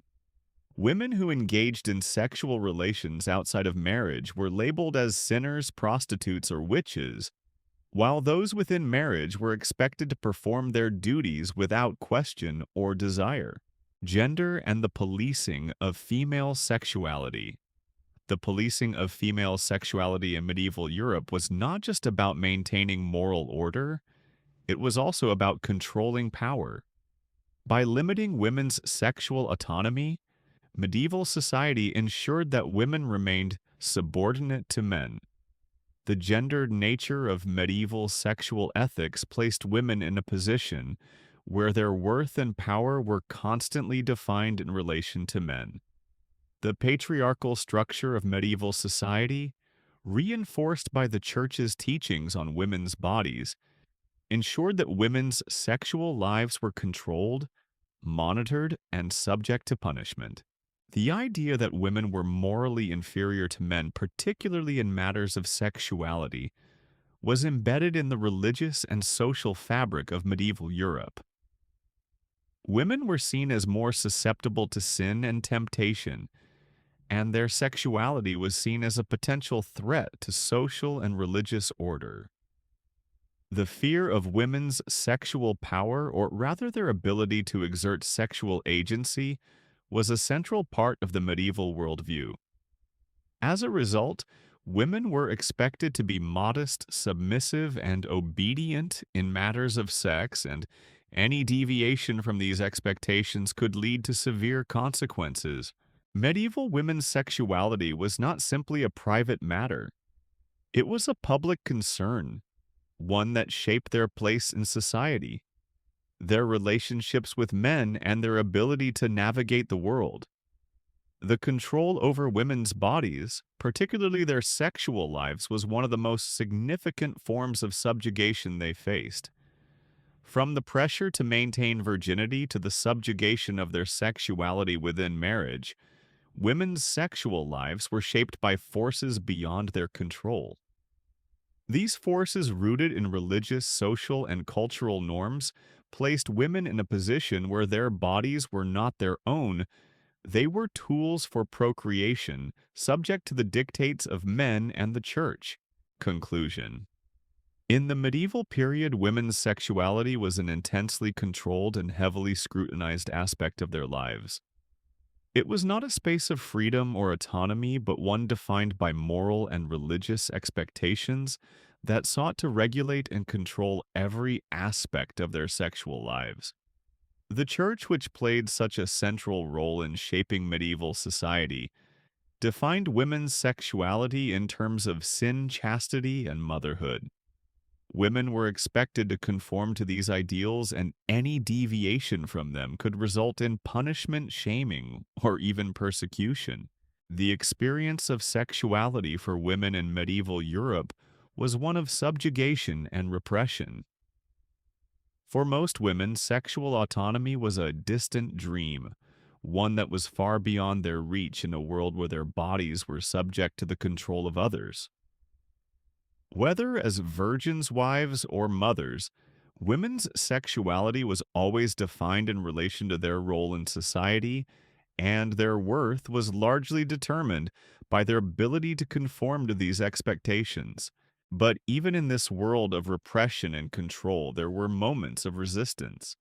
Some women found ways to navigate these norms, asserting their sexual autonomy in small ways, subverting societal expectations, and finding spaces where their sexual desires could be expressed.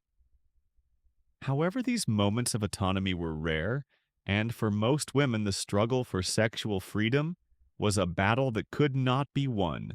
The legacy of medieval sexual ethics continues to shape our understanding of gender and sexuality today. The repression and control of women's bodies in the medieval period laid the foundation for centuries of gender inequality, and the legacy of these restrictive ideals can still be felt in many parts of the world. The stories of medieval women's sexual lives remind us of the enduring struggle for autonomy, freedom, and equality in the face of oppressive social and cultural forces. As we continue our exploration of medieval women, One of the most fascinating and at times tragic aspects of their lives lies in their relationship to power, influence, and the spaces where they might have resisted their assigned roles. Throughout the medieval period, women were often left out of the formal channels of power that existed in government, religion, and society. However, despite this marginalization, many women, through their intelligence, charisma, and resilience, were able to carve out spaces for themselves in which they could wield influence, contribute to culture, and even command authority. These women were not passive victims of their circumstances, but active agents in a world that sought to limit their potential. Their stories are often overlooked, but they represent the subtle yet powerful ways in which women navigated and at times subverted the rigid expectations of their time. The political influence of medieval women. In the medieval period, women were largely excluded from formal political power. Most political and governmental roles, whether in the royal court or in the local community, were reserved for men. However, women in positions of noble birth were able to exert significant influence, often through indirect means. In royal households, noble women were frequently involved in political matters, especially when their husbands or fathers were away. Many women were regents for their sons or acted as political advisors, negotiating treaties, managing land, and ensuring the continuity of family legacies. One of the most famous examples of female political power in medieval Europe is Eleanor of Aquitaine, one of the wealthiest and most influential women of the Middle Ages. As a duchess in her own right, Eleanor held vast territories in southwestern France, and her marriage to King Louis VII of France gave her a prominent position at court. After her annulment from Louis, Eleanor married Henry II of England, cementing her influence in both France and England. As Queen Consort of England, Eleanor played a pivotal role in the governance of the kingdom, even leading military campaigns on her husband's behalf. She was a skilled diplomat, and her political acumen allowed her to maintain significant influence during a time when women's political power was typically limited to the male-dominated structures of government. However, Eleanor's story is not unique. Throughout the medieval period, royal women such as Margaret of Anjou, Isabella of Castile, and Blanche of Navarre exercised considerable influence over political matters, particularly in times of war or political instability. For these women, their roles as wives, mothers, and daughters were essential to their political power.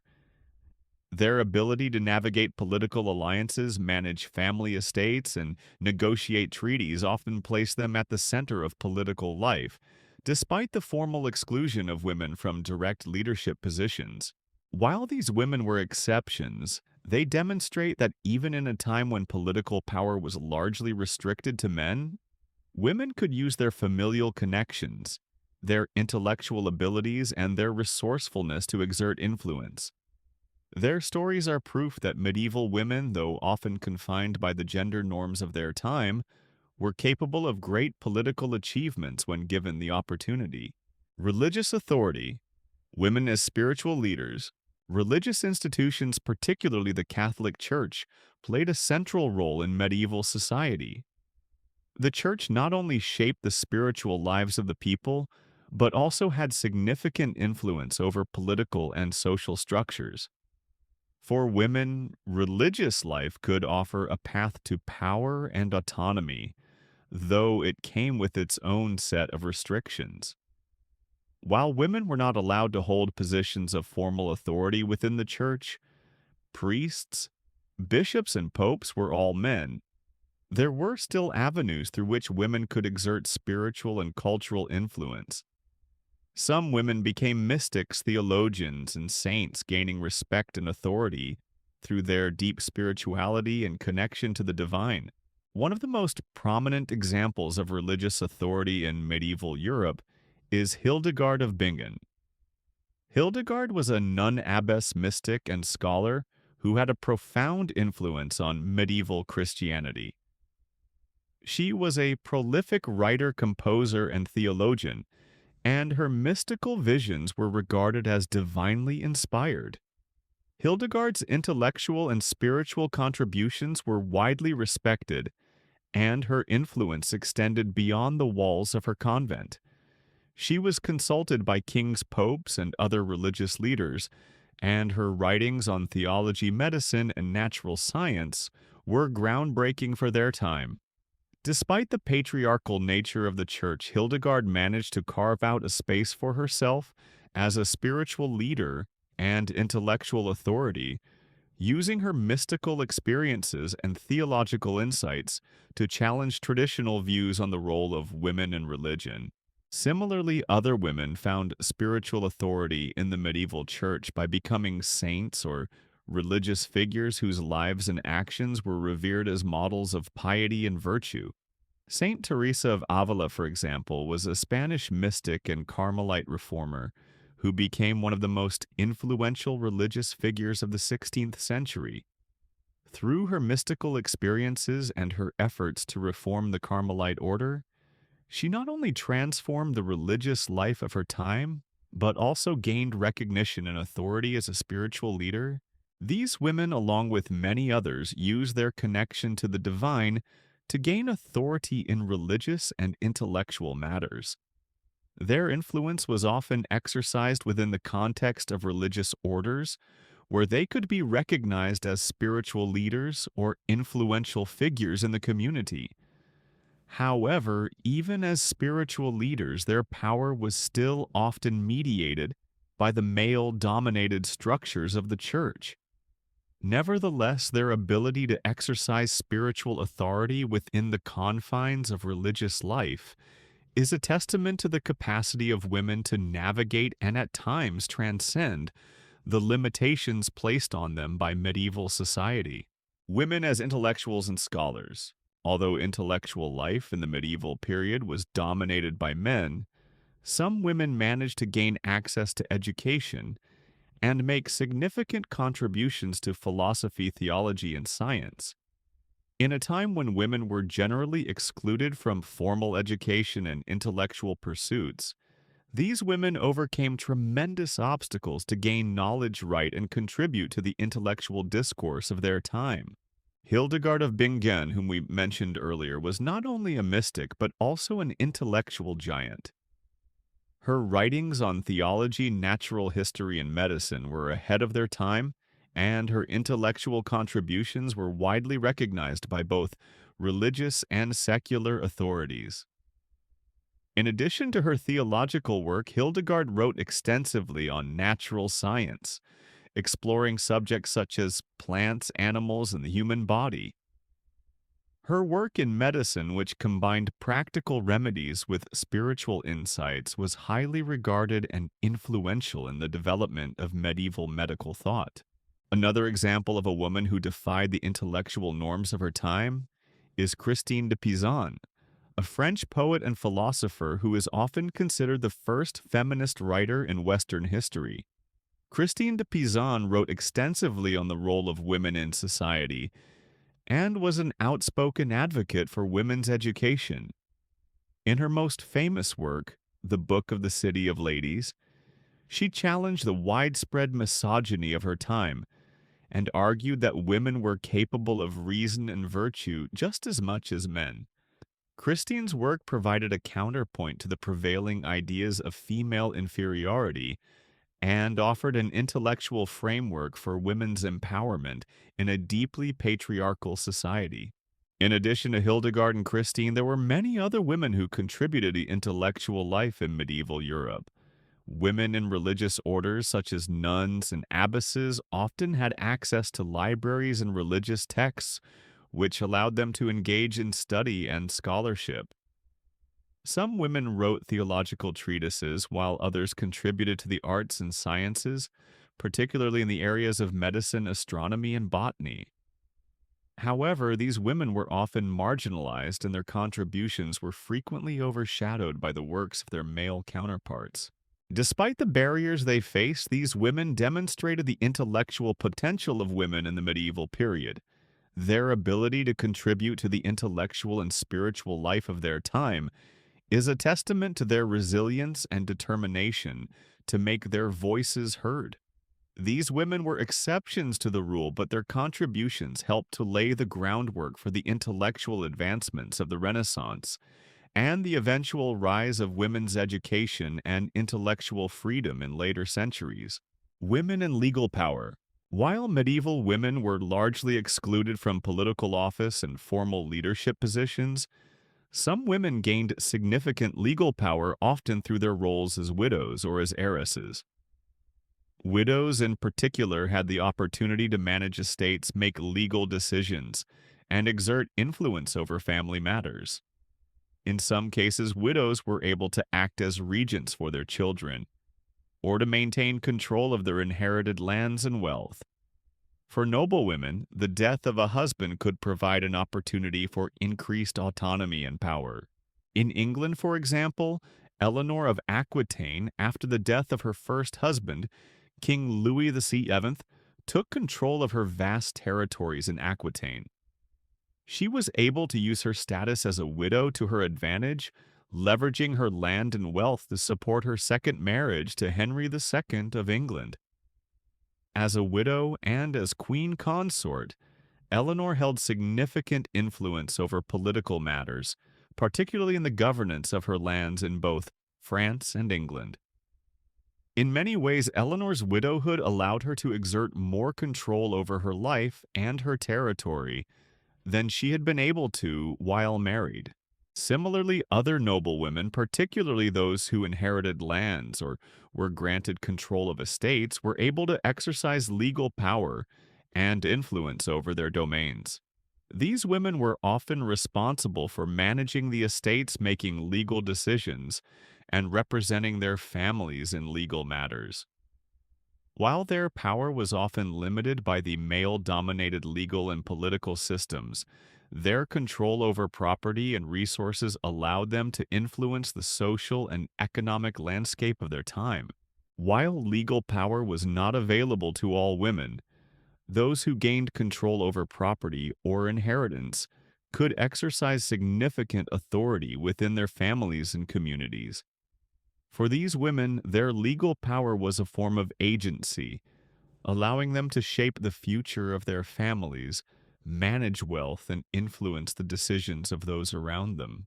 The legacy of medieval women's power, the women who navigated medieval society's restrictive gender norms to exert power and influence, left a profound legacy that continues to shape our understanding of women's roles in history.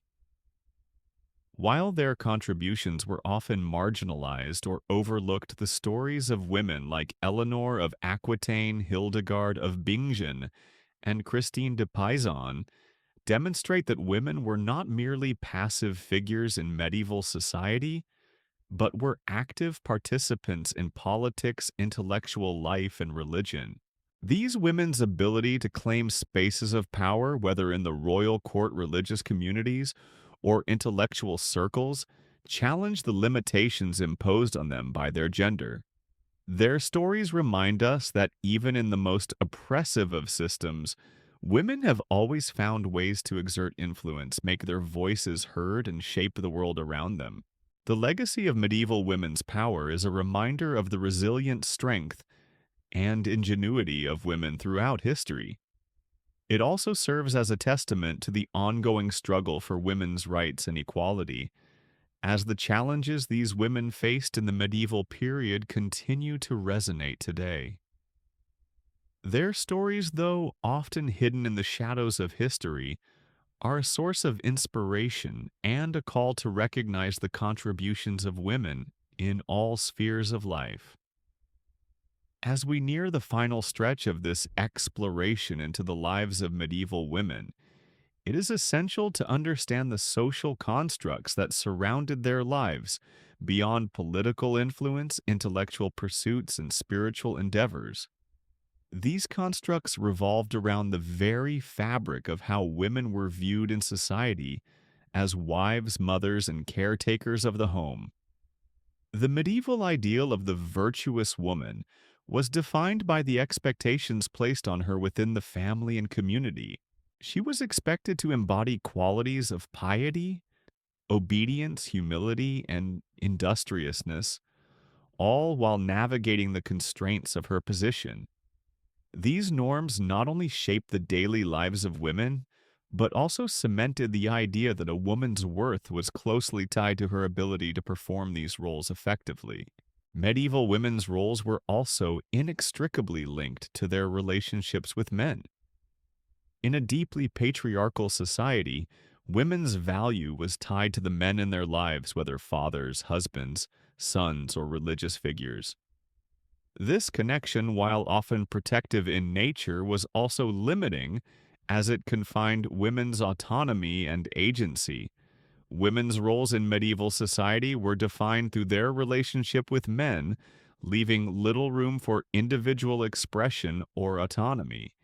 Yet, despite this, some women were able to transcend these limitations, asserting themselves in ways that challenged and redefined the roles that were ascribed to them.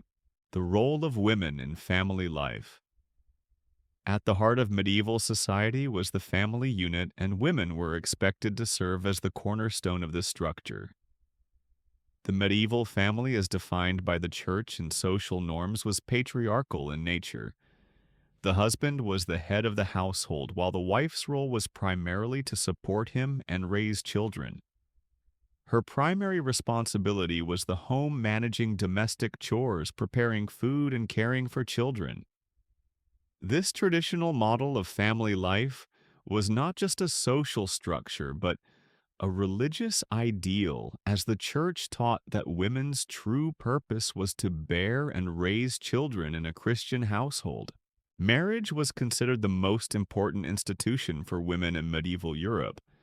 The idea of marriage was not romantic in nature, but rather a social contract, often arranged for reasons of political or economic advantage. While men were encouraged to choose their wives based on their physical attractiveness or familial alliances, women often had little say in whom they married. Once married, a woman's role was clear. She was expected to be a good wife, a mother to children, and a caregiver to the household. Childbearing was the central purpose of a woman's life in the medieval period. The church emphasized the importance of having children, especially male heirs, who would inherit property and continue the family legacy. The pressure to bear children, particularly sons, was immense, and failure to do so could lead to social stigma or, in some extreme cases, divorce. The ideal medieval woman was expected to bear many children, care for them, and maintain the household, all while ensuring that the family's reputation and honor were upheld. Motherhood and the family unit. In the medieval world, motherhood was both a privilege and a duty. Mothers were seen as the moral backbone of the family, tasked with raising children in the ways of the church and society. The expectation was that women would be devoted to the care of their children, shaping their futures by teaching them the virtues of piety, obedience, and diligence. But this responsibility came with its own challenges. Child mortality rates were high during the medieval period, and many women lost children to disease, famine, or childbirth-related complications. The pain of losing a child was a common and devastating experience for many medieval mothers. Despite the tragedy that often accompanied motherhood, the role of mother was exalted in medieval society. Women who bore children, especially male heirs, were seen as fulfilling their divine duty. The mother was the one responsible for nurturing and raising her children, providing them with the foundation they needed to succeed in life. In a time when education for women was limited, many mothers took it upon themselves to teach their children the skills they would need to survive in a world that often overlooked them. A mother's moral authority within the home was essential, and her ability to raise good Christian children was a reflection of her own virtue. But the role of motherhood also came with immense sacrifice. A woman's life was often defined by her ability to give birth and raise children. This left little room for personal desires or goals. Women were expected to dedicate their lives to their families with little to no regard for their own personal fulfillment. Even women who came from noble families or who had access to wealth and power were expected to prioritize motherhood and domestic duties over any aspirations outside of the home. The ideal medieval woman in the eyes of society was one who worked tirelessly in the home, raising children and supporting her husband without ever questioning the structure of her life. The impact of religion on women's domestic lives. Religion played a significant role in shaping women's domestic lives during the medieval period. The Church's teachings on marriage, motherhood, and family life dictated much of how women were expected to behave within the household.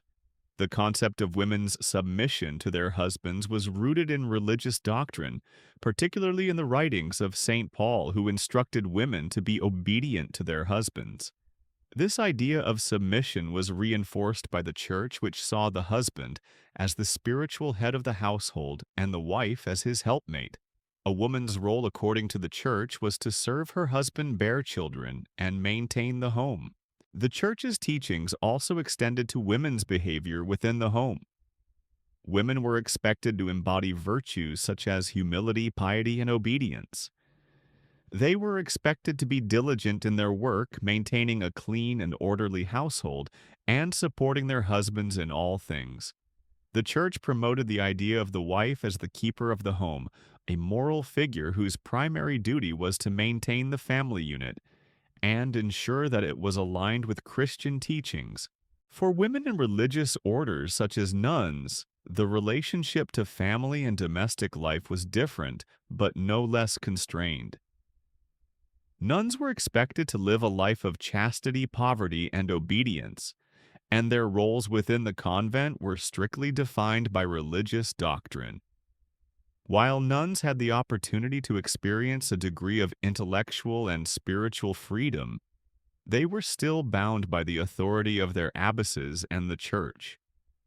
Their lives were dedicated to prayer, contemplation, and service, but they were also subject to the hierarchical structures that defined religious life. In some cases, women in religious orders exercised significant authority, such as abbesses who ran convents and managed property. But this power was still within the confines of religious life. The role of women in rural and urban economies. Women in medieval Europe were also key participants in both rural and urban economies, although their contributions were often overlooked or undervalued. In rural areas, women were essential to the agricultural labor force. They helped with planting and harvesting, crops, tending livestock, and performing the daily tasks necessary to keep the household running. While men often took the lead in heavy labor, women played a critical role in supporting their families through farming, food production, and the management of domestic resources. In towns and cities, women worked as weavers, bakers, brewers, and innkeepers. Women often participated in small-scale trade, selling goods like cloth, food, and handmade crafts in local markets. Many women were also involved in artisanal work such as pottery, metalworking, and tailoring. In some cases, women even ran their own businesses or became independent entrepreneurs. However, these roles were often secondary to those of men, and women were frequently excluded from the formal structures of trade and guilds. Even so, the contributions of women to the economy were vital to the functioning of medieval society. For women in noble families, economic contributions often centered around the management of the family estate. These women were responsible for overseeing the household, organizing the work of servants, and ensuring that the estate's resources were efficiently managed. They often played key roles in the financial and administrative affairs of the family, although their power was ultimately limited by the control their husbands or male relatives had over the estate. Nonetheless, noble women's roles as managers and overseers were critical to the functioning of the family economy, and their decisions could have far-reaching consequences for the success or failure of the family's wealth and status. Despite their contributions, women's economic roles were often undervalued by medieval society. Women's work was frequently seen as supplementary to that of men, and their contributions to the economy were rarely acknowledged in the same way as men's. This undervaluation of women's work reinforced the notion that women were secondary to men, not just in the household, but in society at large. The changing role of women and the legacy of medieval society. As we reflect on the lives of medieval women, we can see that their roles in society were shaped by a complex set of religious, social, and economic forces.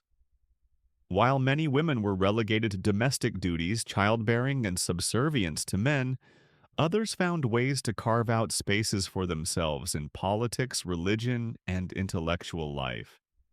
These women were exceptions, but their stories remind us of the resilience and agency that women have always demonstrated in the face of oppression. The medieval period was marked by rigid gender roles, but these roles were not static. Over time, changes in social, political, and religious structures began to provide women with more opportunities for agency and independence.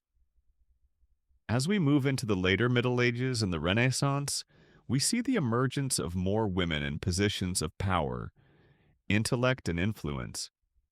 However, the legacy of medieval gender norms continued to shape the lives of women for centuries to come, with many of the same patterns of inequality, subordination, and limited opportunities still present in society.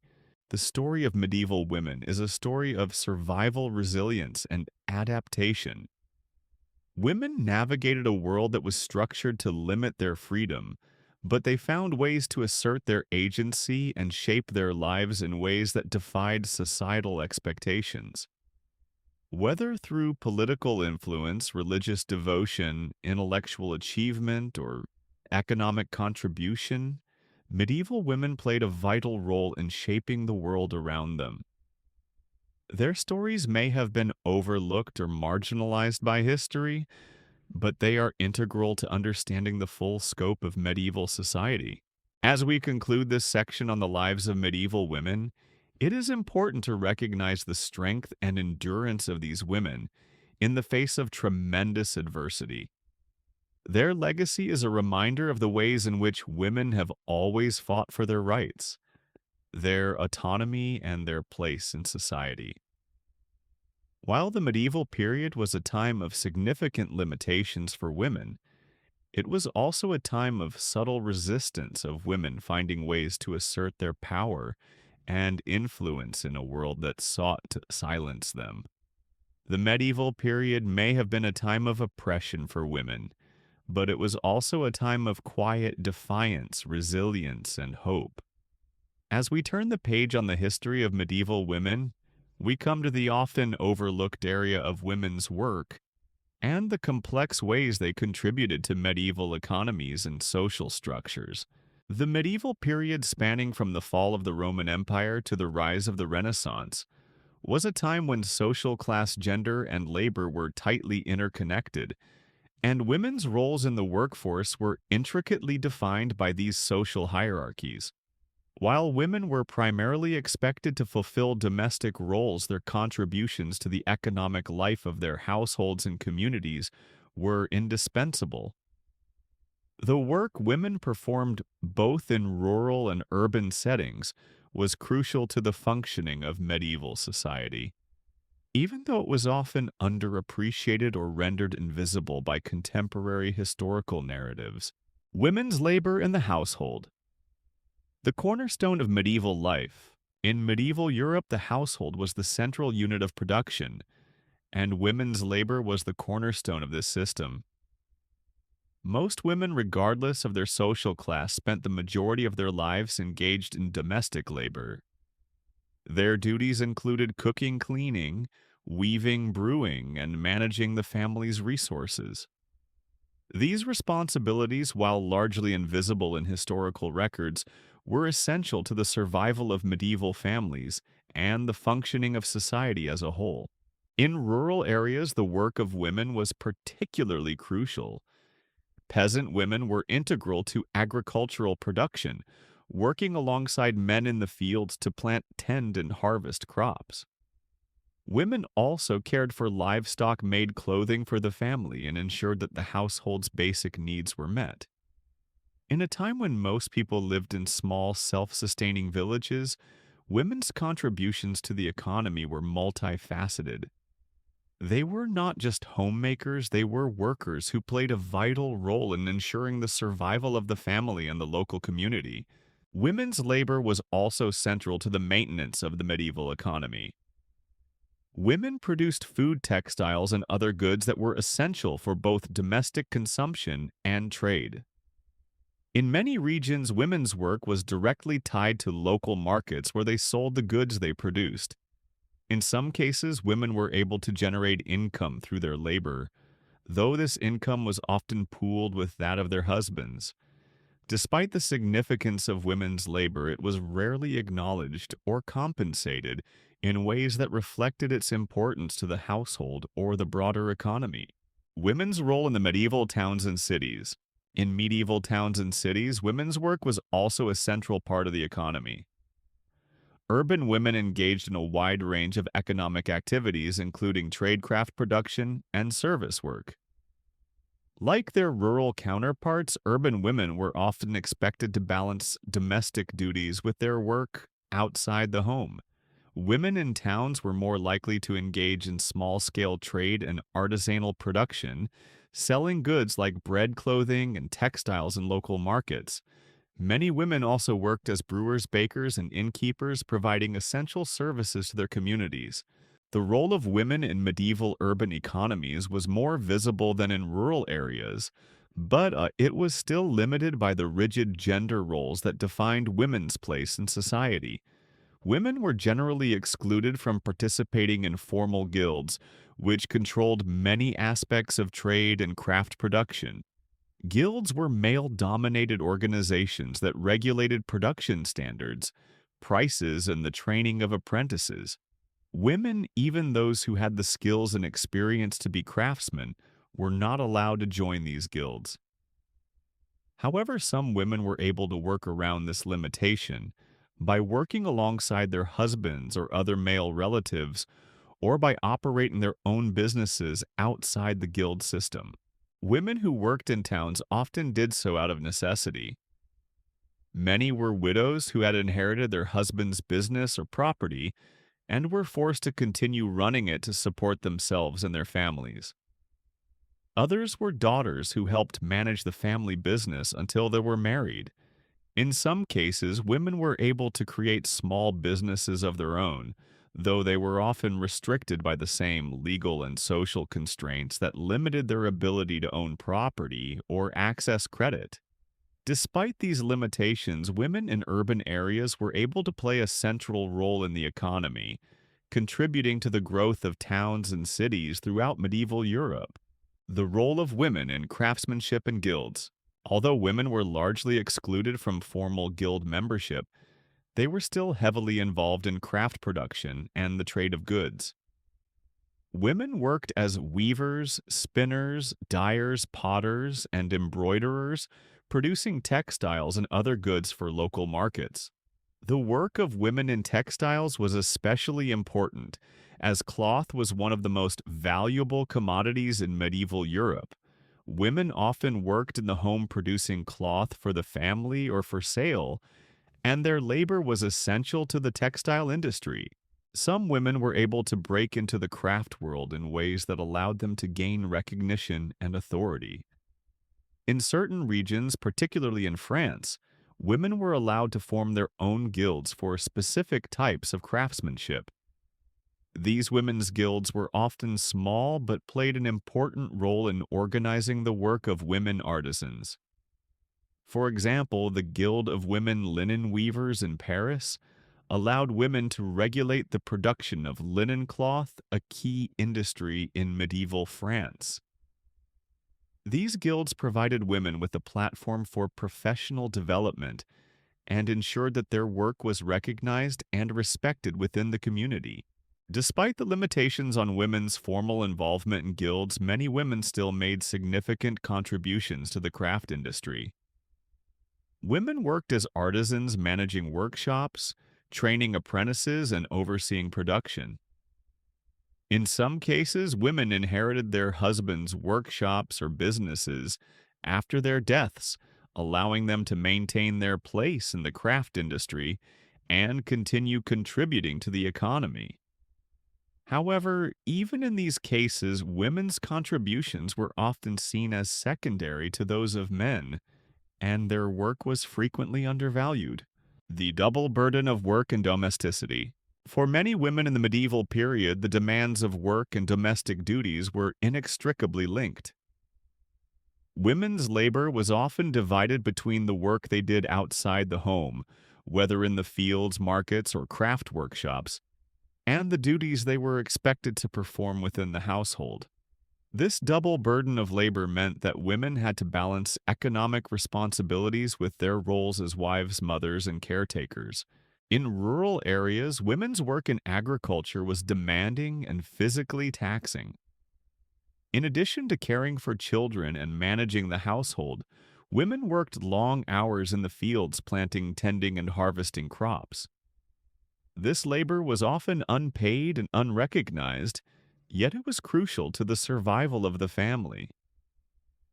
In urban areas, women faced similar challenges. They worked long hours in the home and in the marketplace, balancing the demands of trade and craftsmanship with their domestic duties. Whether in the city or the countryside, women's labor was essential to the functioning of the economy, yet it was rarely acknowledged or compensated in ways that reflected its importance. The expectation that women would fulfill both domestic and economic roles placed immense pressure on them. Women were often expected to work in the fields or marketplaces while also maintaining the household. The physical toll of this double burden, particularly during pregnancy and childbirth, was significant, and many women suffered from exhaustion, illness, or injury as a result. In some cases, the lack of support for women's work both in the home and outside of it led to a sense of isolation and burnout. While women's labor was essential to the functioning of medieval society, it was often undervalued and unrecognized. Widows and women's economic agency. One of the most significant ways in which women could exercise economic independence in medieval Europe was through widowhood. Widows, particularly those from noble or wealthy families, often gained control of their husbands' estates, businesses, and property after their husbands died. In some cases, widows were able to manage these assets on their own, overseeing land finances and resources. In towns and cities, widows were often able to continue running businesses that had been inherited from their husbands, providing them with a degree of economic independence and autonomy. Widows in medieval society were in a unique position. They could inherit property and manage their own affairs often without the interference of male relatives. Some widows, particularly those who were landowners, were able to exercise considerable power in their local communities, using their resources to influence politics and social life. In some cases, widows were able to maintain their estates and businesses for years after their husbands' deaths, using their wealth to support their children, contribute to charity, or even advance their own interests. However, widows' economic agency was often limited by the laws and customs of the time. In many regions, widows were expected to remarry, particularly if they had children to support. In some cases, widows were required to hand over control of their estates to male relatives or to remarry within a certain period of time. While widowhood provided some women with economic power, it also subjected them to the pressures of society's expectations and the patriarchal legal systems that governed inheritance and property rights. The legacy of women's work in the medieval economy. The contributions of women to the medieval economy were immense, yet they have often been overlooked by historians. Women's labor was essential to both the household and the marketplace, and their work supported the social and economic structures that underpinned medieval society. Whether as agricultural laborers, market traders, artisans, or managers of estates, women's work was crucial to the functioning of the economy. However, their contributions were rarely recognized or rewarded in ways that reflected their importance. As we reflect on the role of women in the medieval economy, we see a picture of resilience, resourcefulness, and endurance.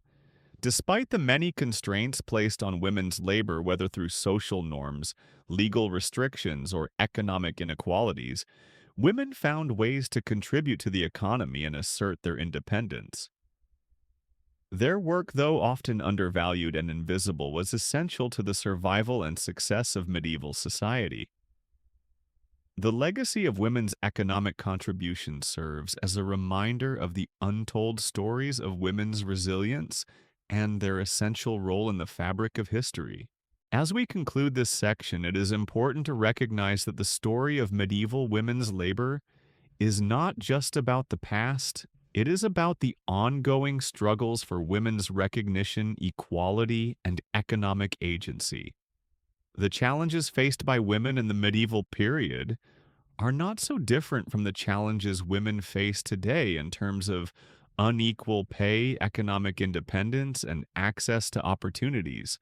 The resilience of medieval women in the face of these challenges provides a powerful example of how women have always fought for their place in the world and how they continue to do so today.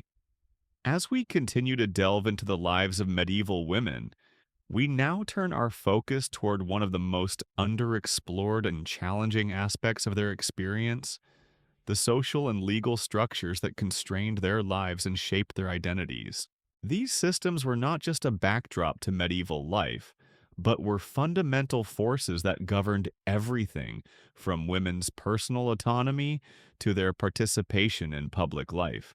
Women were constantly negotiating with, reacting to, and sometimes actively resisting these structures, which were often designed to limit their opportunities and preserve their subordinate position in society. The legal and social status of women. Medieval women's social status and legal rights were deeply shaped by a patriarchal system that limited their agency and freedom. The medieval legal framework was built upon the idea that men were the head of households, the primary landowners, and the authority figures in both public and private spheres. Women's legal status was subordinate to that of men, with their rights largely defined by their relationship to fathers, husbands, and male relatives. In most regions of medieval Europe, the legal rights of women were limited. For instance, women had limited rights to inherit property. Inheritance laws were often designed to ensure that family wealth passed from father to son, with daughters being secondary heirs if they were recognized at all. This meant that women were often excluded from owning land or property outright, and their wealth was typically controlled by their fathers or husbands. In the event of a woman's widowhood, the control of any inherited property was often passed to her male relatives rather than being kept within her own hands. Even within the family structure, women were subject to the legal authority of their fathers or husbands. A woman's legal identity was often tied to her father or husband, and she was required to submit to their authority in matters of property, marriage, and personal decisions. Marriage contracts were often made by male family members, and women had little to no say in the choice of their husbands. The marriage contract itself was typically more of an exchange of property or resources than a partnership between equals. Women were expected to bring dowries into the marriage, which were meant to be controlled by their husbands once the marriage took place. The medieval legal system also had its own set of rules about women's ability to participate in legal proceedings. In most cases, women could not represent themselves in court and needed a male guardian or husband to act on their behalf. Even in cases where women were involved in legal disputes, their testimony was often considered less valuable than that of men, and they were subject to legal limitations on their ability to own property, make contracts, or initiate lawsuits. Marriage, a transaction of property and power. One of the most significant legal and social institutions that shaped the lives of medieval women was marriage. Marriage in medieval society was not simply a personal or romantic union, but a transaction that often had economic, political, and social ramifications. The medieval concept of marriage was based on the idea that it was a way to consolidate family wealth, ensure the continuation of the family name, and secure political alliances. Women's role in marriage was to serve as wives' mothers and caretakers of the household, while men were the breadwinners, landowners, and heads of the family. In most medieval societies, women had little agency in choosing their spouses. Marriages were often arranged by fathers, brothers, or other male relatives, with the primary concern being the economic and political benefits of the union. The role of the woman in this arrangement was to bring a dowry to the marriage, which was often a significant portion of her family's wealth or land. This dowry was intended to secure the husband's ownership of her assets and provide her with financial security within the marriage. However, once the marriage was contracted, the woman's dowry typically became part of her husband's property, and her own rights to the wealth she brought into the union were severely limited. Marriage contracts were also designed to protect the husband's interests. In many cases, if a woman failed to provide a male heir or did not fulfill her role as a wife, the marriage could be annulled or dissolved.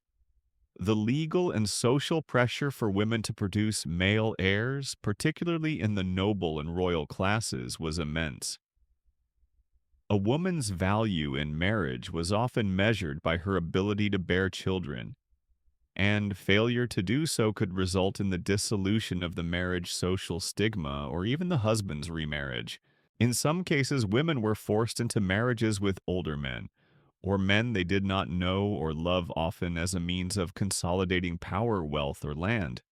The lack of choice in marriage, particularly for women of the lower and middle classes, left many women trapped in loveless or abusive unions.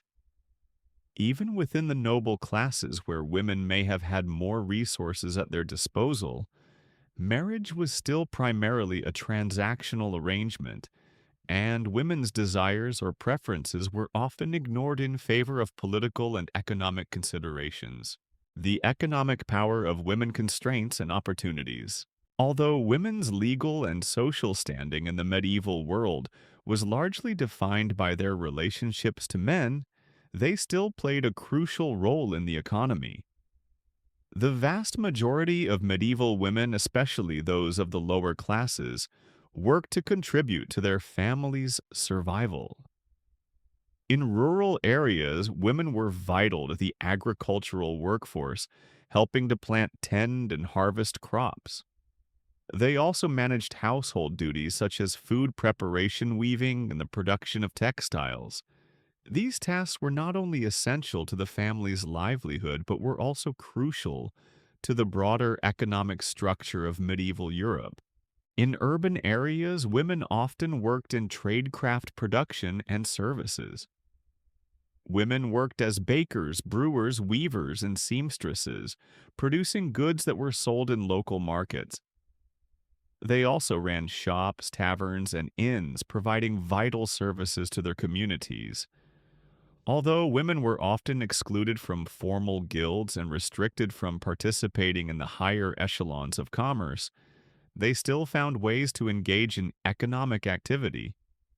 In some cases, widows were able to take over their husband's business and continue running it independently, which gave them a degree of economic power and independence that was not available to most married women. Despite these opportunities for economic activity, women's contributions to the economy were often undervalued. Women's work in the home, while crucial to the survival of the family, was generally considered to be less important than men's labor in the public sphere. In craft production and trade, women were often excluded from formal guild membership, which meant that they had less access to the resources, networks, and opportunities that guild membership provided.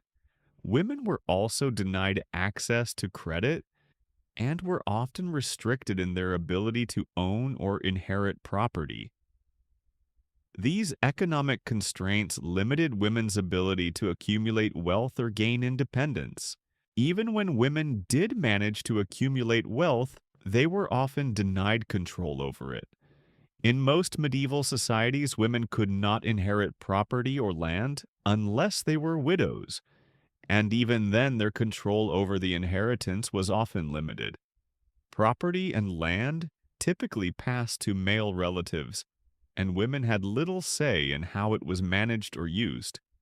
This limited economic power reinforced women's dependence on male relatives, whether fathers, husbands, or sons.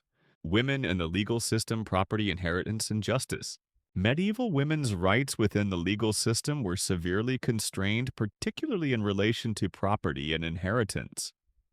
In many regions of medieval Europe, inheritance laws were heavily biased against women. The idea of male primogeniture, the practice of passing inheritance to the eldest son, meant that women were often excluded from inheriting property or land. In some cases, women could inherit property, but their rights to manage it were limited, and they could not sell or transfer it without the consent of male relatives. This bias against women in inheritance law was most evident among the nobility and the upper classes where land and title were passed down through the male line. Women who inherited property were often required to marry in order to secure their inheritance, and their husbands typically gained control of the property once the marriage took place. Even if a woman inherited land or wealth, she was often denied the authority to manage it independently, and male relatives could intervene in her affairs. In the legal realm, women were also subject to restrictions in terms of their ability to act in their own defense. In many cases, women were not allowed to represent themselves in court and needed a male guardian or husband to act on their behalf. This limited women's ability to pursue legal action or to defend their rights.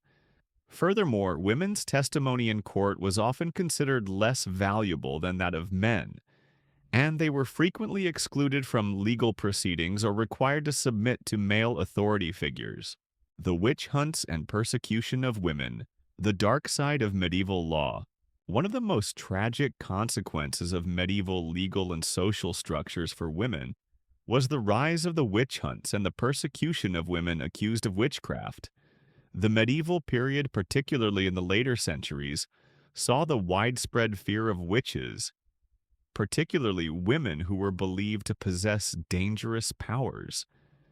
The church and secular authorities often targeted women who were seen as threats to the religious and social order, accusing them of heresy, sorcery, and witchcraft.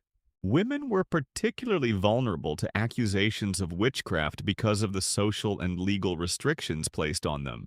Women who lived alone, women who were unmarried, or women who practiced herbal medicine or healing rituals were often seen as suspicious or other.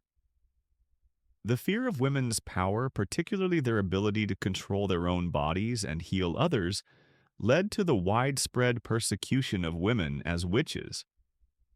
These women were subjected to torture, trial, and execution, often without evidence of wrongdoing. The witch hunts were a particularly dark chapter in medieval history as they reinforced the idea that women were morally inferior and more susceptible to sin. The witch hunts targeted women who were perceived as outcasts or deviants from the social order, using legal and religious frameworks to justify their persecution. The legacy of the witch hunts serves as a reminder of the dangers of religious and legal systems that seek to control and oppress women. Conclusion: the complex legacy of medieval women.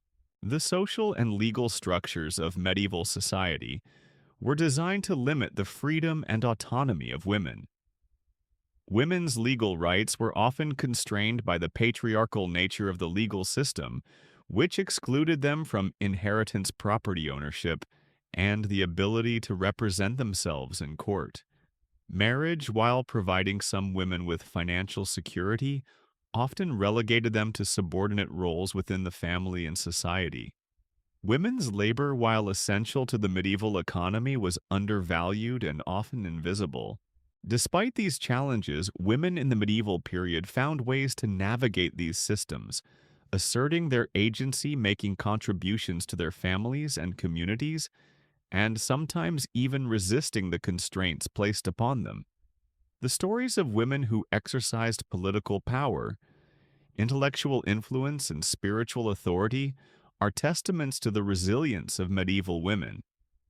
At the same time, the legal and social structures of the time contributed to the suffering and marginalization of countless women, especially those who were targeted by religious persecution or denied control over their lives and resources.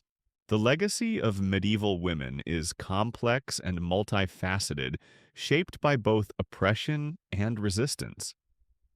The struggle for women's rights, autonomy, and agency has always been a part of history, and the medieval period is no exception.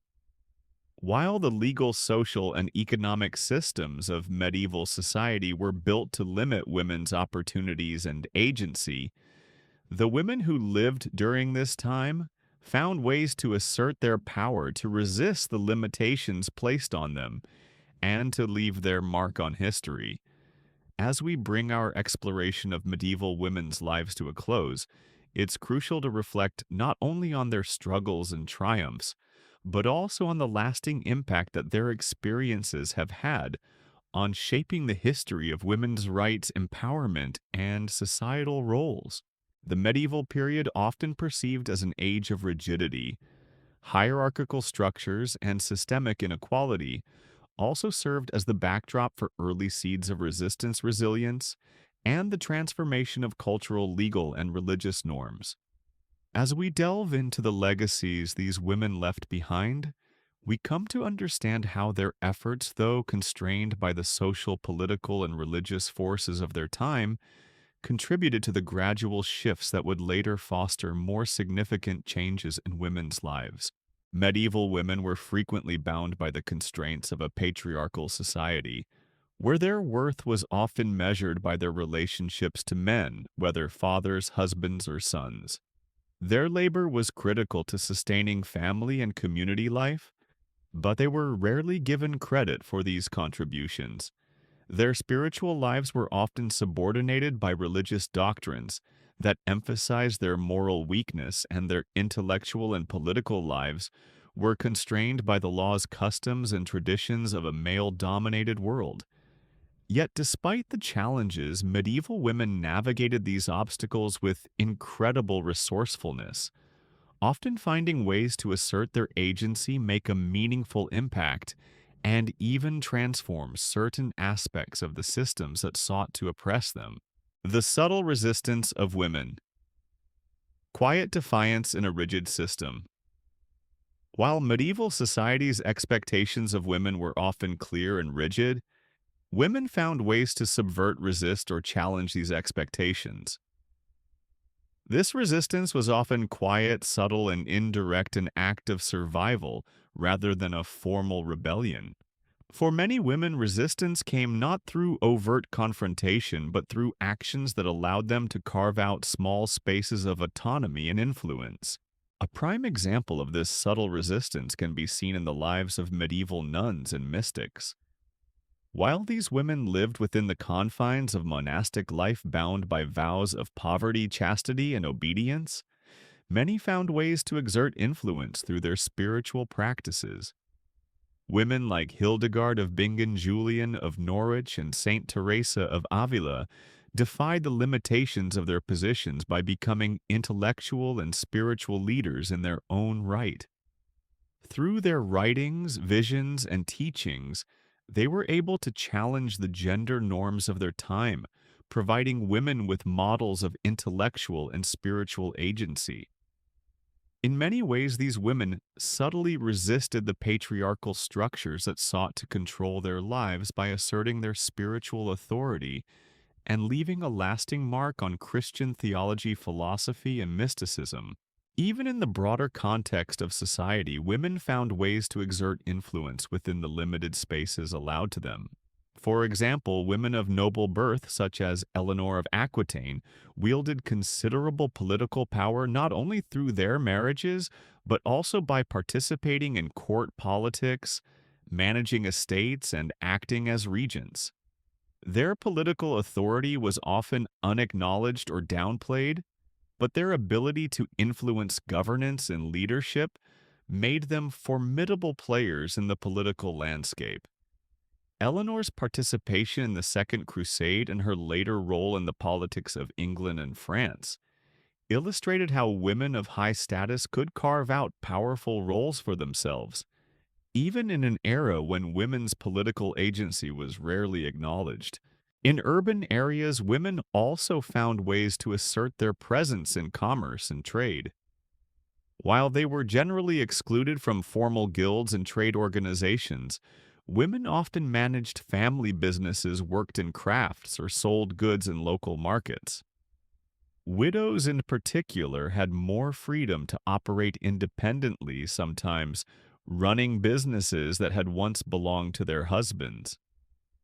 While these women were often bound by the social and legal restrictions of their time, their ability to contribute to the economy and generate wealth was a form of resistance against the limitations placed on their gender.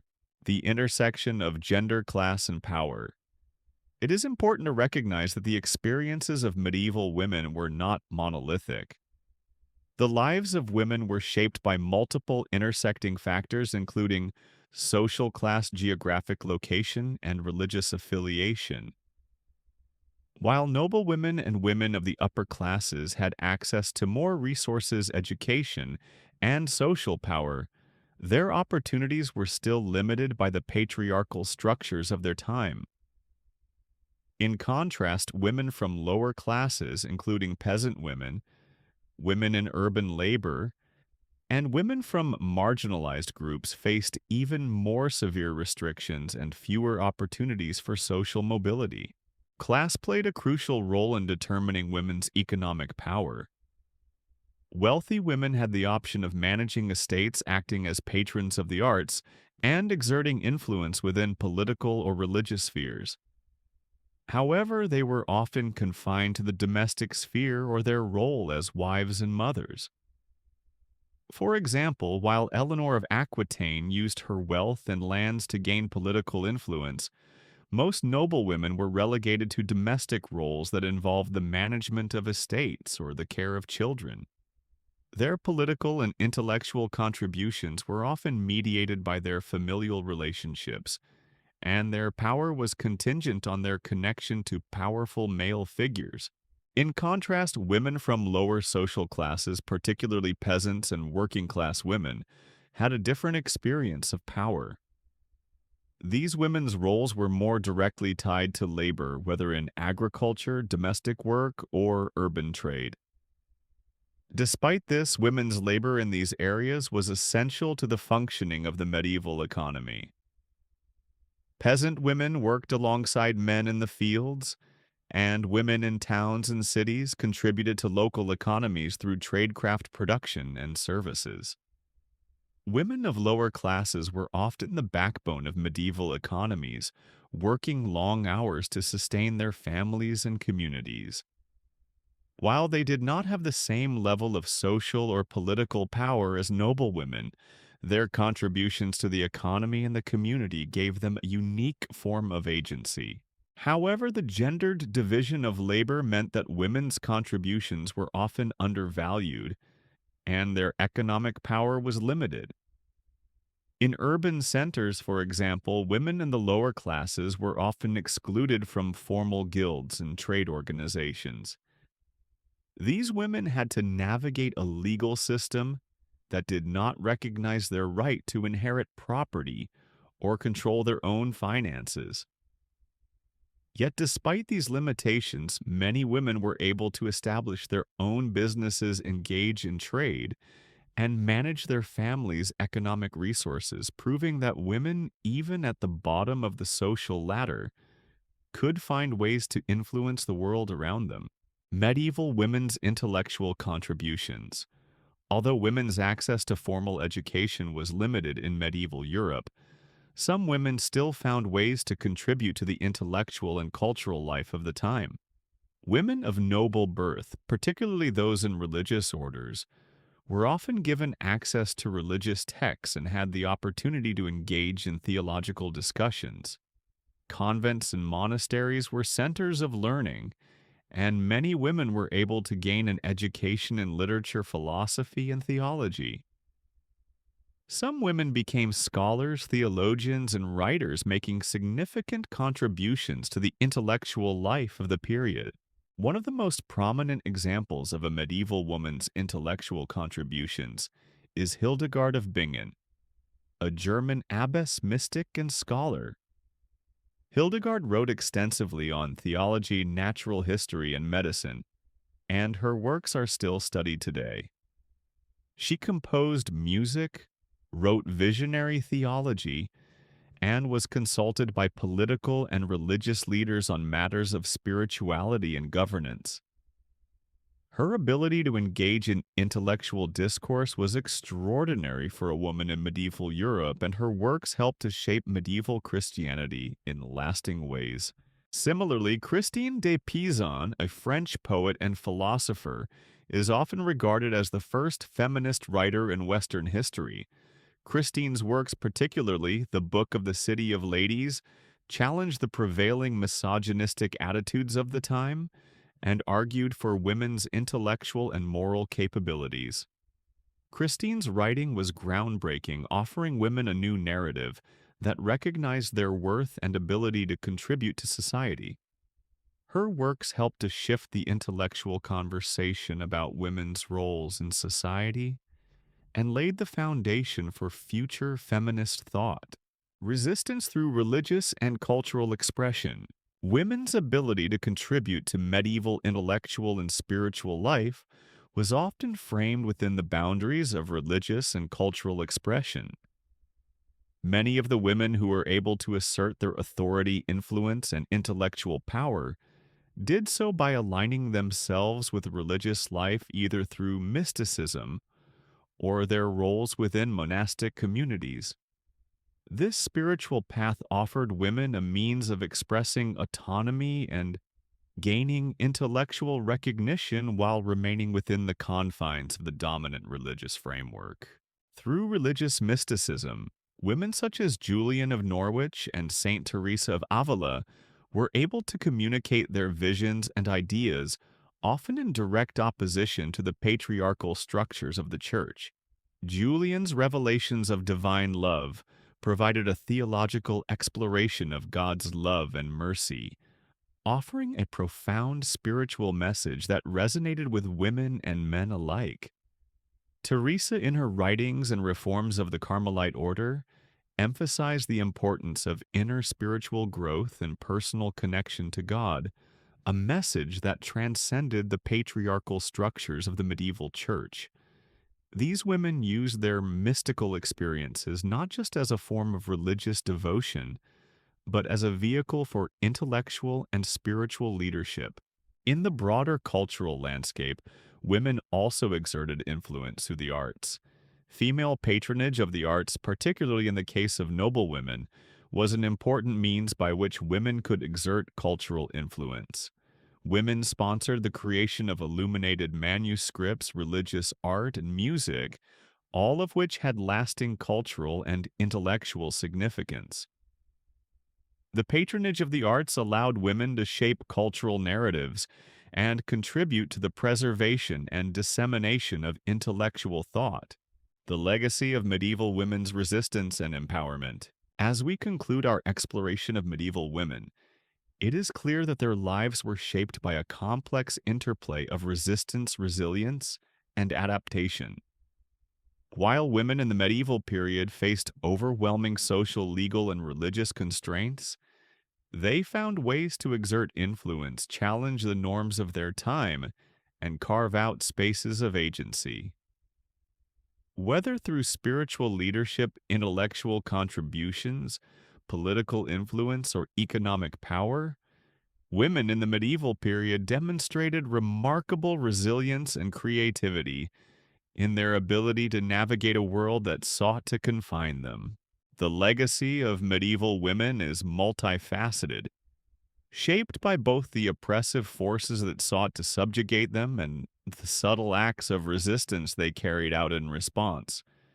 Women like Hildegard of Bingen, Eleanor of Aquitaine, and Christina de Pizan were able to exert influence and leave a lasting mark on history, but they were exceptions in a society that often limited women's opportunities.